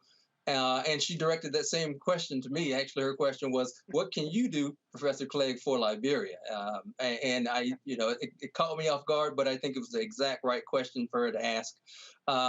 I think that Liberia is still recovering from those decades of civil war, largely on its own. There's been, on and off American assistance and so forth. But you can't have, 2 decades of neglect and, a civil war that goes on for a couple of decades, and then more neglect on top of that, and catastrophes. It reminds me much of what happened in Haiti and the French, the sort of neglect that the French imposed upon that country. It's the same sort of, if ever people deserve the break, the Haitian people deserve it. And I would say right behind them, the Liberian people. So, unfortunately, I don't have a good report in regard to the status of women in Liberia. I don't think it's appreciably better in terms of education and opportunity than it was 20 years ago. Lauren. Yes, Doctor. If there was one thing that you'd want people to know about Liberia, what would it be? I would want people to know. Wow, that's a great question. I'd want them to know a lot of things about it. I'd want them to know how the society, why it was created. It was created by, of course, there were indigenous people always there, and it wasn't the case, that Liberia was simply discovered. There was always people there, and they had communities, and they had government structures, and they had economies, and they had trade networks, and so forth. But the thing that drove the folks here in the United States there, their national slogan, the love of liberty brought us here. And what people are prepared to do to get themselves out of a bad situation. Again, it wasn't the case that these Black Americans in this country were returning to Liberia. Most of them had not been born there. They were Americans. They were born here. They just couldn't enjoy the fruits of American citizenship. So they were stepping out on faith. That is, Black folks in the 19th century knew the Atlantic Ocean as a graveyard for Black folks. There are many, many, many, many more times the number of Black people who crossed the Atlantic Ocean westward into slavery than there were those few trickle eastward into liberty in a place like Liberia. So to step out into the Atlantic Ocean, into that world, more or less putting your faith in white people, in their ships and things, and hoping that they would land you in free Liberia, just goes to show what people were prepared to do in the name of trying to live in this world and some dignified existence for themselves and their children. So I'm sympathetic for those settlers. I'm not sympathetic for the kind of society that the sort of settler colony, settler colonialism that they imposed there. But in regard to the aspiration to be something more than American slaves, I'm sympathetic to, again, I think it was a failure of imagination on the part of those settlers who would go there and reinvent what they had known in America with all the oppression and the exclusion and so forth. A failure of imagination that reaches this, conclusion in that coup that takes place in 1980. But Liberia, I think, is a reminder of what people are prepared to do to improve their situations, even if it means stepping a world away across an ocean to do so. Last point I want to make here before we go. This is their flag. You want to talk about those American roots? It literally is based upon the United States flag. That's the Liberian flag right there. Also, there was a long period where Liberia was the envy of many African nations in terms of when William Tubman was president, the economy, roads, things along those lines. And so what's unfortunate is that this was a country that was further along economically than many other African nations. Many of those African nations started getting their independence. Obviously, Ghana was the first one. And then, of course, 1959, 1960, it began to spread all across the continent. But it was that war in 1980 that actually destroyed, in many ways, all of those decades of economic progress and set the nation back. Imagine where, and look, obviously, they had to deal with that whole, American descendant ruling class. But where would Liberia be if they did not have that 2-decade civil war that went on? That's a great question. We historians, sometimes we have trouble with those kind of what if counterfactual scenarios. That what would have happened if, and our crystal balls tend not to be as any better than others. But I think that there were a number of things broken with Liberia, even in its sort of heyday under Tubman, its former president, right before Tobert, the one that got overthrown and actually killed in the coup in 1980. You had a settler elite that was based on a house of cards. So you have a 7% of the population ruling the other 90+%. That's just a recipe for something going wrong, especially if you're trying to control and run those 90% on your own terms and excluding them from the levers of power, political representation, roles in the economy, and imposing your own sort of cultural vision on what they should be. So I think that during this period that you're mentioning, Roland, Liberia, many of us looked at this stable model of democracy and constitutional governance and so forth. But if you sort of peel back, the layers, and you don't have to peel back many, you'll see this much larger Black African population that it's excluded, and the power of the ruling elite, the settler elite there and their children, is based on the exploitation and sort of sitting on the necks of those indigenous people. Even as you're showing the world how civilized and how advanced you are, by more or less mimicking to a certain degree the United States and its constitution, its flag, its dollar, and so forth. Will you be going there this year for the bicentennial? I will not. I would love to. It's an important date, 1822, as you're mentioning it. But I will not be able to make it to that occasion. Well, we'll be there. We'll be leaving here February 11th. We'll be there for a week. Our plan is to arrive. It's about a 25-hour flight. Arrive February 12th, February 13th. Leave on February 20th. There's a huge celebration on February 14th. We're going to be live streaming events all week from Liberia. We've been communicating with the Liberian government, working with the ministers there about this. And, one of the things that I said to them, I said, let's just be clear, ABC, NBC, CBS, they ain't going to be caring about what happens in Liberia. But I do think it's important for us to be able to tell that story, what's going on, talking with folks there as well, because there still are opportunities. One of the things after Ella Johnson's leave, became president, Bob Johnson actually opened a luxury hotel there. You do have African Americans who are looking at investments in Liberia, just like you're seeing the same thing happen in other African countries like Ghana, Senegal, and South Africa. And so it's important for us to be able to tell that story to get a sense of what's going on.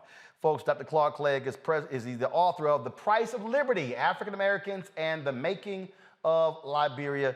We appreciate it. Thanks a lot. A pleasure.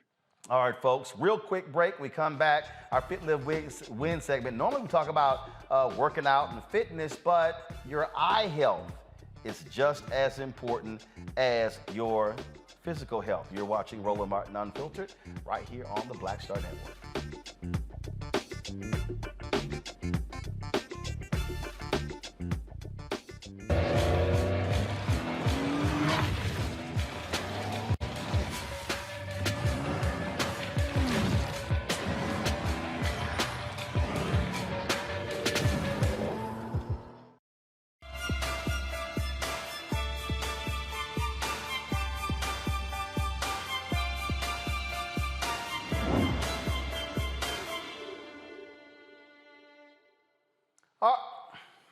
All right, folks, let's talk about Fit, Live, Win, but really for your eyes. That's, we talk about health.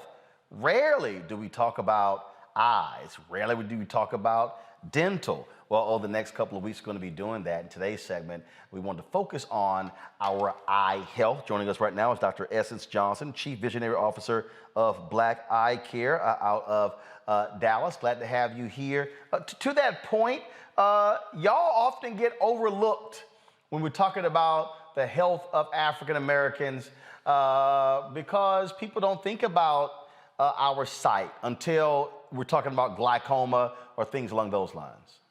Oh, no, thank you for having us. That is very true. Eye health is up there with just your overall regular health. It should be also part of your self-care routine. And so I am a doctor of optometry or an optometrist or an eye care provider. And our goal is to not only help you see clearly, but to also make sure that overall your body is doing what it should. January happens to be Glaucoma Awareness Month, and that is a condition that affects the African American community. It affects the back of the eye, is also known as kind of one of those silent killers or stealers of sight. So that's one particular condition that many people may not even know about until they go see a doctor of optometry. Another condition that we're very much familiar with is diabetes. And that is one of the leading cause of visual loss among working age adults. And a lot of times optometrists are one of the first providers that are able to diagnose people with something systemic like diabetes. So it is very important for us to prioritize our eye health. With or without insurance, it's very important to also find yourself an eye care provider that's in an area near you. So, we always hear people talk about, how you can lose weight and improve your health and you can change, do more with fitness. How do you improve your eye health? Step one, by getting your eyes examined. That is probably your number one way that you can improve your eye health first. Just like you're tuning up or checking up your body, making sure that you find an eye care provider. Your next step is making sure that we protect our eyes from the sunlight. It's a common misnomer that people of color, especially African Americans, that they don't need to wear sunglass protection. We hear it even when it comes to the skin, like, we can't get skin cancer. That is not true. If you have skin, you need to protect it. And the way that you protect your eyes from the sun is making sure that you have sunglasses, transition lenses that when you go outside, they get darker so that you're able to provide that UV protection to the eyes. Every time? Every time. Really? Yes, even when. I don't, you know what? First of all, my dad been wearing shades for the longest. I mean, he got shades everywhere. And to be honest, the only reason I really started wearing shades, because I play in all these golf tournaments, and there's always some damn shades in the gift bag. And I was like, all right, I got about 30 pair of these shades. I guess I ought to wear some of these. But it's just, it just doesn't, it does not occur to me ever that when I leave the house, grab some shades. Yeah, it should be second nature. So that brings up a very important point. So some people may say, I don't need glasses. I see fine. But the reality is everybody needs some sort of eyewear, whether it be a fashion statement or a functional piece. But everyone needs eye protection. So depending on the types of jobs that you have, you should be wearing safety glasses. But everyone Oh, that's safety glasses. Like I can see. I got some blind people who work for me. I ain't gonna name no names, but woo, I'm just saying. And so you're saying, so when do you know you need some glasses? Like what is it? What's the warning signs you need some glasses? I mean, when it comes to just the sun shining over your head, you need glasses. So step one, everyone needs about a pair or two or three of just good quality sunglasses. Then that next step would be if you're having problems to see. I'm sure, Roland, you can relate. If you're doing this with your arms, you feel like your arms aren't long enough just yet, you're getting into that range of presbyopia, or where you need help seeing up close. That's probably the next. Hold up, do that again. What are we looking for? What's that again? What is that? Say it again. You're tromboning those arms. You feel like you don't have go-go gadget arms anymore, and it's hard for you to see, or you need your reading material plastered on the wall. That means that you're getting into that time where you need help with your reading vision. And that's a lot of the reason why there's those over-the-counter reading glasses. But those over-the-counter reading glasses is not sufficient for every single person. So that is another sign of when you need to come on in and get your eyes examined so that you can get a pair of glasses that are made specifically for you. And then, of course, there's those of us who've been wearing glasses since we're younger. And so we always need ongoing care from our eye care provider. All right, well, I'm going to go to the panel. I know some people in the control room thinking about graduals and some other, I get a kick out of those things. So we're going to go ahead and start with Julianne, since she's wearing her little red glasses, with the first question for you. Well, I've been wearing glasses since I was 3. Literally, I have got more behind whippings because I broke my glasses because I was trying to be cute and put them in the bag and then went to try to hit somebody with the bag and then the glasses broke. So I have a history of glasses. I think I have about 8 pairs in rotation right now. But what's the difference between a lot of my friends are now getting glasses because they've gotten older? How much of vision deterioration has to do with age? And some of us are just born with it. What's that about? Yes, so what you're referring to is the vision changes that come with age. That's our presbyopia. So normally, sometimes once we get into our 40s or a little bit earlier or a little bit later, that's that part I was telling you guys about, that you just feel like your arms aren't long enough. So that part is the natural aging process of the eye. It's going to affect all of us sooner or later, whether we've been wearing glasses since we were 3 or in the 4th grade, or if we just start getting it there. Then there are people who naturally, like myself, were born that we're nearsighted. So we need glasses to see far away. And then the opposite of that is people who may be farsighted. So they need some magnification to see better, usually at reading, but sometimes at distance too. So which you're referring to, that age-related change, that's what we call presbyopia. That's when you start needing the reading glasses, or you start needing that bottom part in your glasses known as a bifocal or trifocal, a progressive lens, a multifocal. Yeah, I mean, I had somebody who was working a camera, had glasses on, and they did this move right here that,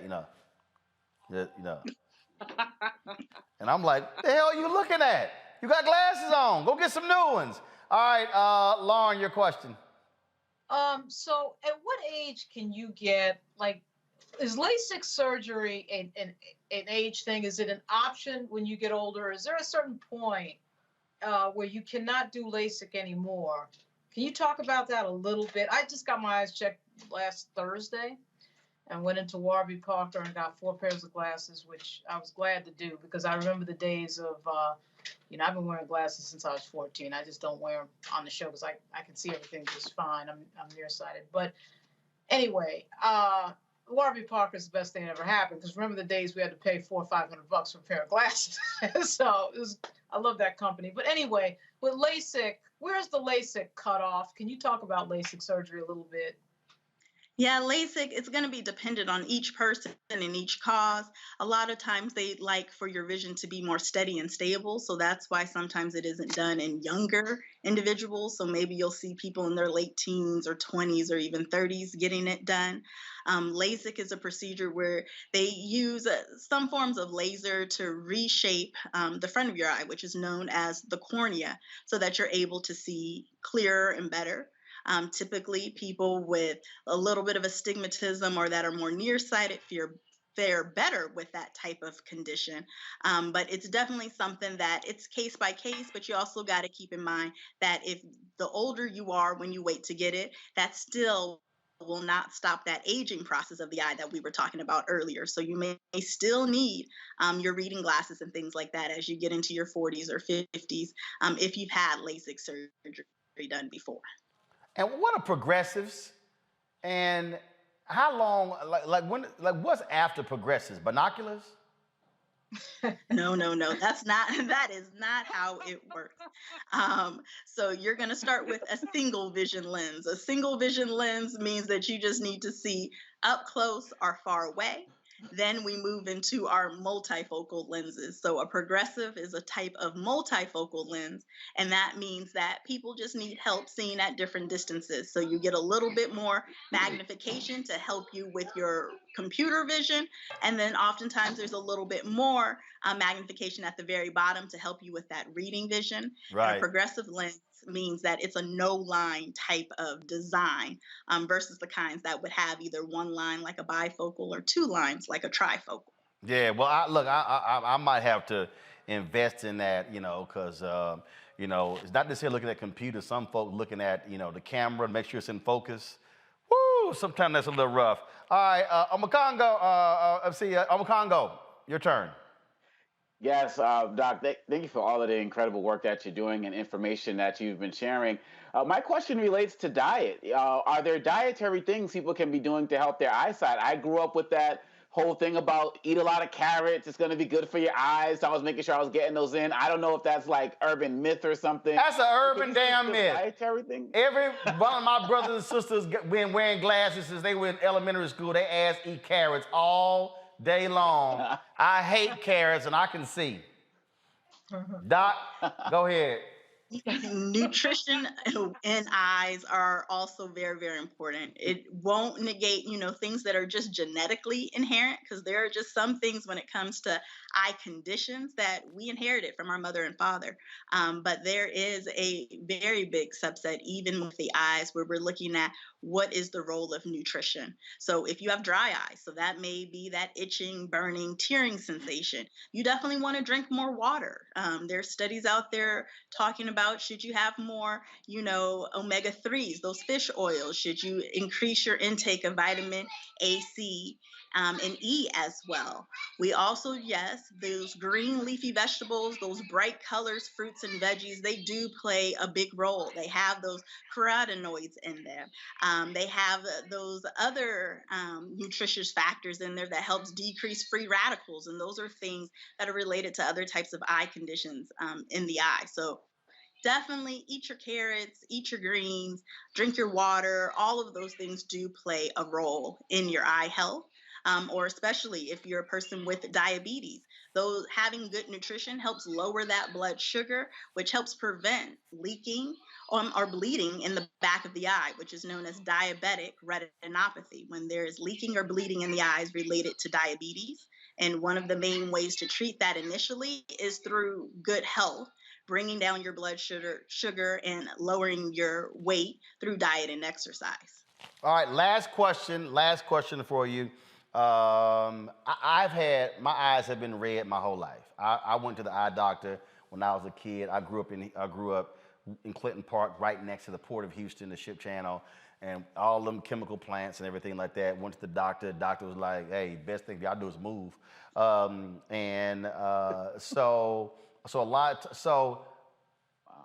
often should one put eye drops in? What is safe? Is there a safer eye drop than another one. Just your thoughts on that. Yeah, so what you're referring to is what we kind of group together and that subset of dry eye. And there's definitely different levels of dry eye, different causes of dry eye. Some dry eye is environmental, like you mentioned. Some of it is related to conditions like thyroid condition, especially if you have autoimmune conditions like lupus or Sjogren's or rheumatoid arthritis. Those are things that could also cause more dry eye. Some of the best tips that you can do can be summed up in just these simple steps. You want to make sure that you apply heat to the eyes. So you can do that with a warm compress, so a towel, microwave, hot water. They make prepared kind of eye compresses that you can put in the microwave with little beads in it. That helps give concentrated heat because along each of your eyelids and your glands, there's oils in it. And tears are made up of an oily substance, a fatty substance, and a watery substance. And so you want to use that heat to help get those oils moving out through those glands in your eyelids so that they can mix in with the tears to prevent them from evaporating. The next thing you want to do is clean your eyelids and lashes. We have good bacteria, we have bad bacteria, and a lot of times those are the things that are causing that burning sensation or that redness or that irritation. So cleaning your eyelids and lashes with baby shampoo.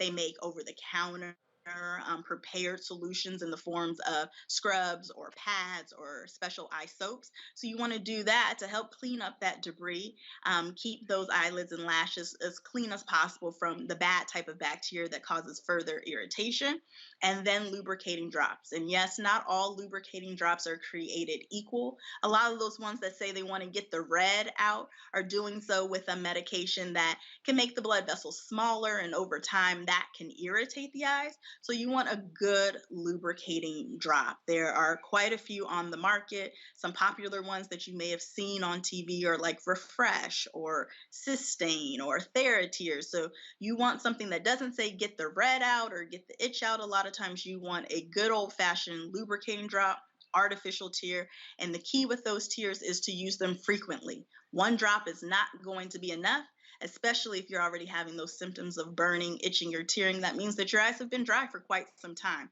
So a lot of those things that I'm saying to do is, it's a habit, it's a lifestyle, it's a routine. So you need to do them morning and night and lubricate the eyes throughout the day. So one time is not enough, 4, 5, 6, 7, 1,000 times if you can, to keep those eyes nice and wet and lubricated. Got it. All right. Multiple times. All right, cool. Henry, you got any questions? Henry, Carol, Brittany, all y'all glasses wearing people. Y'all got any questions? Atlanta, she ain't here. All my blind staffers, y'all got any questions? Okay, all right, okay. All right, cool, I'm just checking. Henry keep talking about Henry, you shouldn't be talking, Henry. You know, Doc, I was trying to avoid telling this story. Doc is absolutely hilarious, and actually combines eyes and ears. This story I'm about to tell you, Doc. So we were at the Democratic National Convention in 2016, and Hillary Clinton had just finished speaking. And so we were trying to do a stand-up, a live shot with the balloons on the floor and everything. And so Henry, Henry's in production. He was behind the camera, and I'm like, "Yo, man, come on, we got to shoot this thing." And it was taking so long, and then all of a sudden, he's behind the camera. He looked forward and he did this here, the look down. And then he would look. So then he said, "Hey, at least can you check to make sure this camera in focus?" And I was like, "What? You can't tell the camera in focus? What the hell?" See, he didn't want to go get his eye. He didn't want to go get them. He didn't want to get them next glass. What you say? You didn't want to go get them progressives? Is that what it was? He didn't want to get them bifocals. That's what I told him. And so he was trying to skirt with them bad eyeglasses he had. And I told him, "Man, you can't be having my stuff out of focus because you can't see." So I'm glad you walked us through that. See, so now I know what to look for as we keep shooting stuff. When somebody get one of those looks like, when they drop their glass, because it's rough. Now he keep telling me I'm gonna need them eventually, but I don't know. I don't know. I don't think my daddy had to get in his reading glasses till he was almost 70. So I think I got a few years left on that. Doc, where can people, they got some questions, where can they reach you? Oh, the best place to be was go to Black Eye Care Perspective. That is our baby, our website, www.blackeyecareperspective.com. We are redefining the color of the eye care industry 1% at a time by creating a pipeline for Black students into optometry, but also fostering these relationships between the Black eye care community and our community as a whole. So if you guys want to find out about a Black eye doctor in your area, you can go to our page and use our doctor locator to see if there is a doctor near you. And if you have any other questions, please feel free to reach out with us through that platform at blackeyecareperspective.com. Well, Doc, I am sending Henry y'all way as soon as this show is over. Thanks so much, Doc. I appreciate it. Thank you. All right, look, see, y'all, we're a full service show. I'm trying to help staff. You know, got folk on here halfway blind, so you know we trying to have them. So we handled that. Next week we're gonna have a doctor on talking about dental care, and so we trying to help as many of our people out as possible. It's not just physical, it's not just eating, but also it's a holistic approach. And so that's why we do what we do. That's why we want y'all to support what we do. So please download our Black Star Network app. You can see all of our programming, our Andre Leon Talley tribute, our segments on the show, of course, full shows. Just go to, you can download all the platforms, Apple phone, Android phone, Apple TV, Android TV, Roku, Amazon Fire, Xbox, Samsung. If you got 3, 4, 5 of those, download them on all the platforms because we want y'all to be fully aware of what we're doing. Also, please join our Bring the Funk fan club. Every dollar you give goes to support this show, allows us to be able to cover what we do. Look, it's going to cost us thousands of dollars to go to Liberia for a week. We are assembling a crew of 5 folks to travel there. And so I got a former CBS News producer, freelancer who's going to be rolling with me, camera folks, a couple of camera folks, audio guys as well. We got people in Liberia we've already connected with. And so we got some great things lined up. Your dollars make it possible to us to do what we do. Cash App, $RM Unfiltered. PayPal is R Martin Unfiltered. Venmo is RM Unfiltered.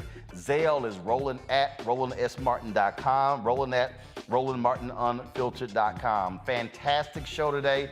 Great interviews, great guests, great panelists. Amakongo, Julian, Lauren, thank you so very much. Yes, folks, I will be posting that HBCU spreadsheet so you are fully aware of what's going on and you have the facts. And I keep telling y'all, stop listening to a whole bunch of people out here who's saying all kind of stuff. There are a lot of people, they just say stuff. A lot of people out here, they just talk and they ain't dealing with no information, no facts. That's why we do what we do right here. Roland Martin Unfiltered, Black Star Network. And we got some great stuff coming up. Folks, January 31st, we launching our first of our 4 new shows. I cannot wait to show you the promos for each. Yo, we about to go to the next level with this thing, and so we appreciate all of y'all supporting North Carolina Central. Number for y'all as well. All right, I'm gonna see y'all tomorrow right here, Roland Martin Unfiltered. I'll be talking with Senator Cory Booker tomorrow. Y'all don't want to miss that conversation. I'll see you then. Ho!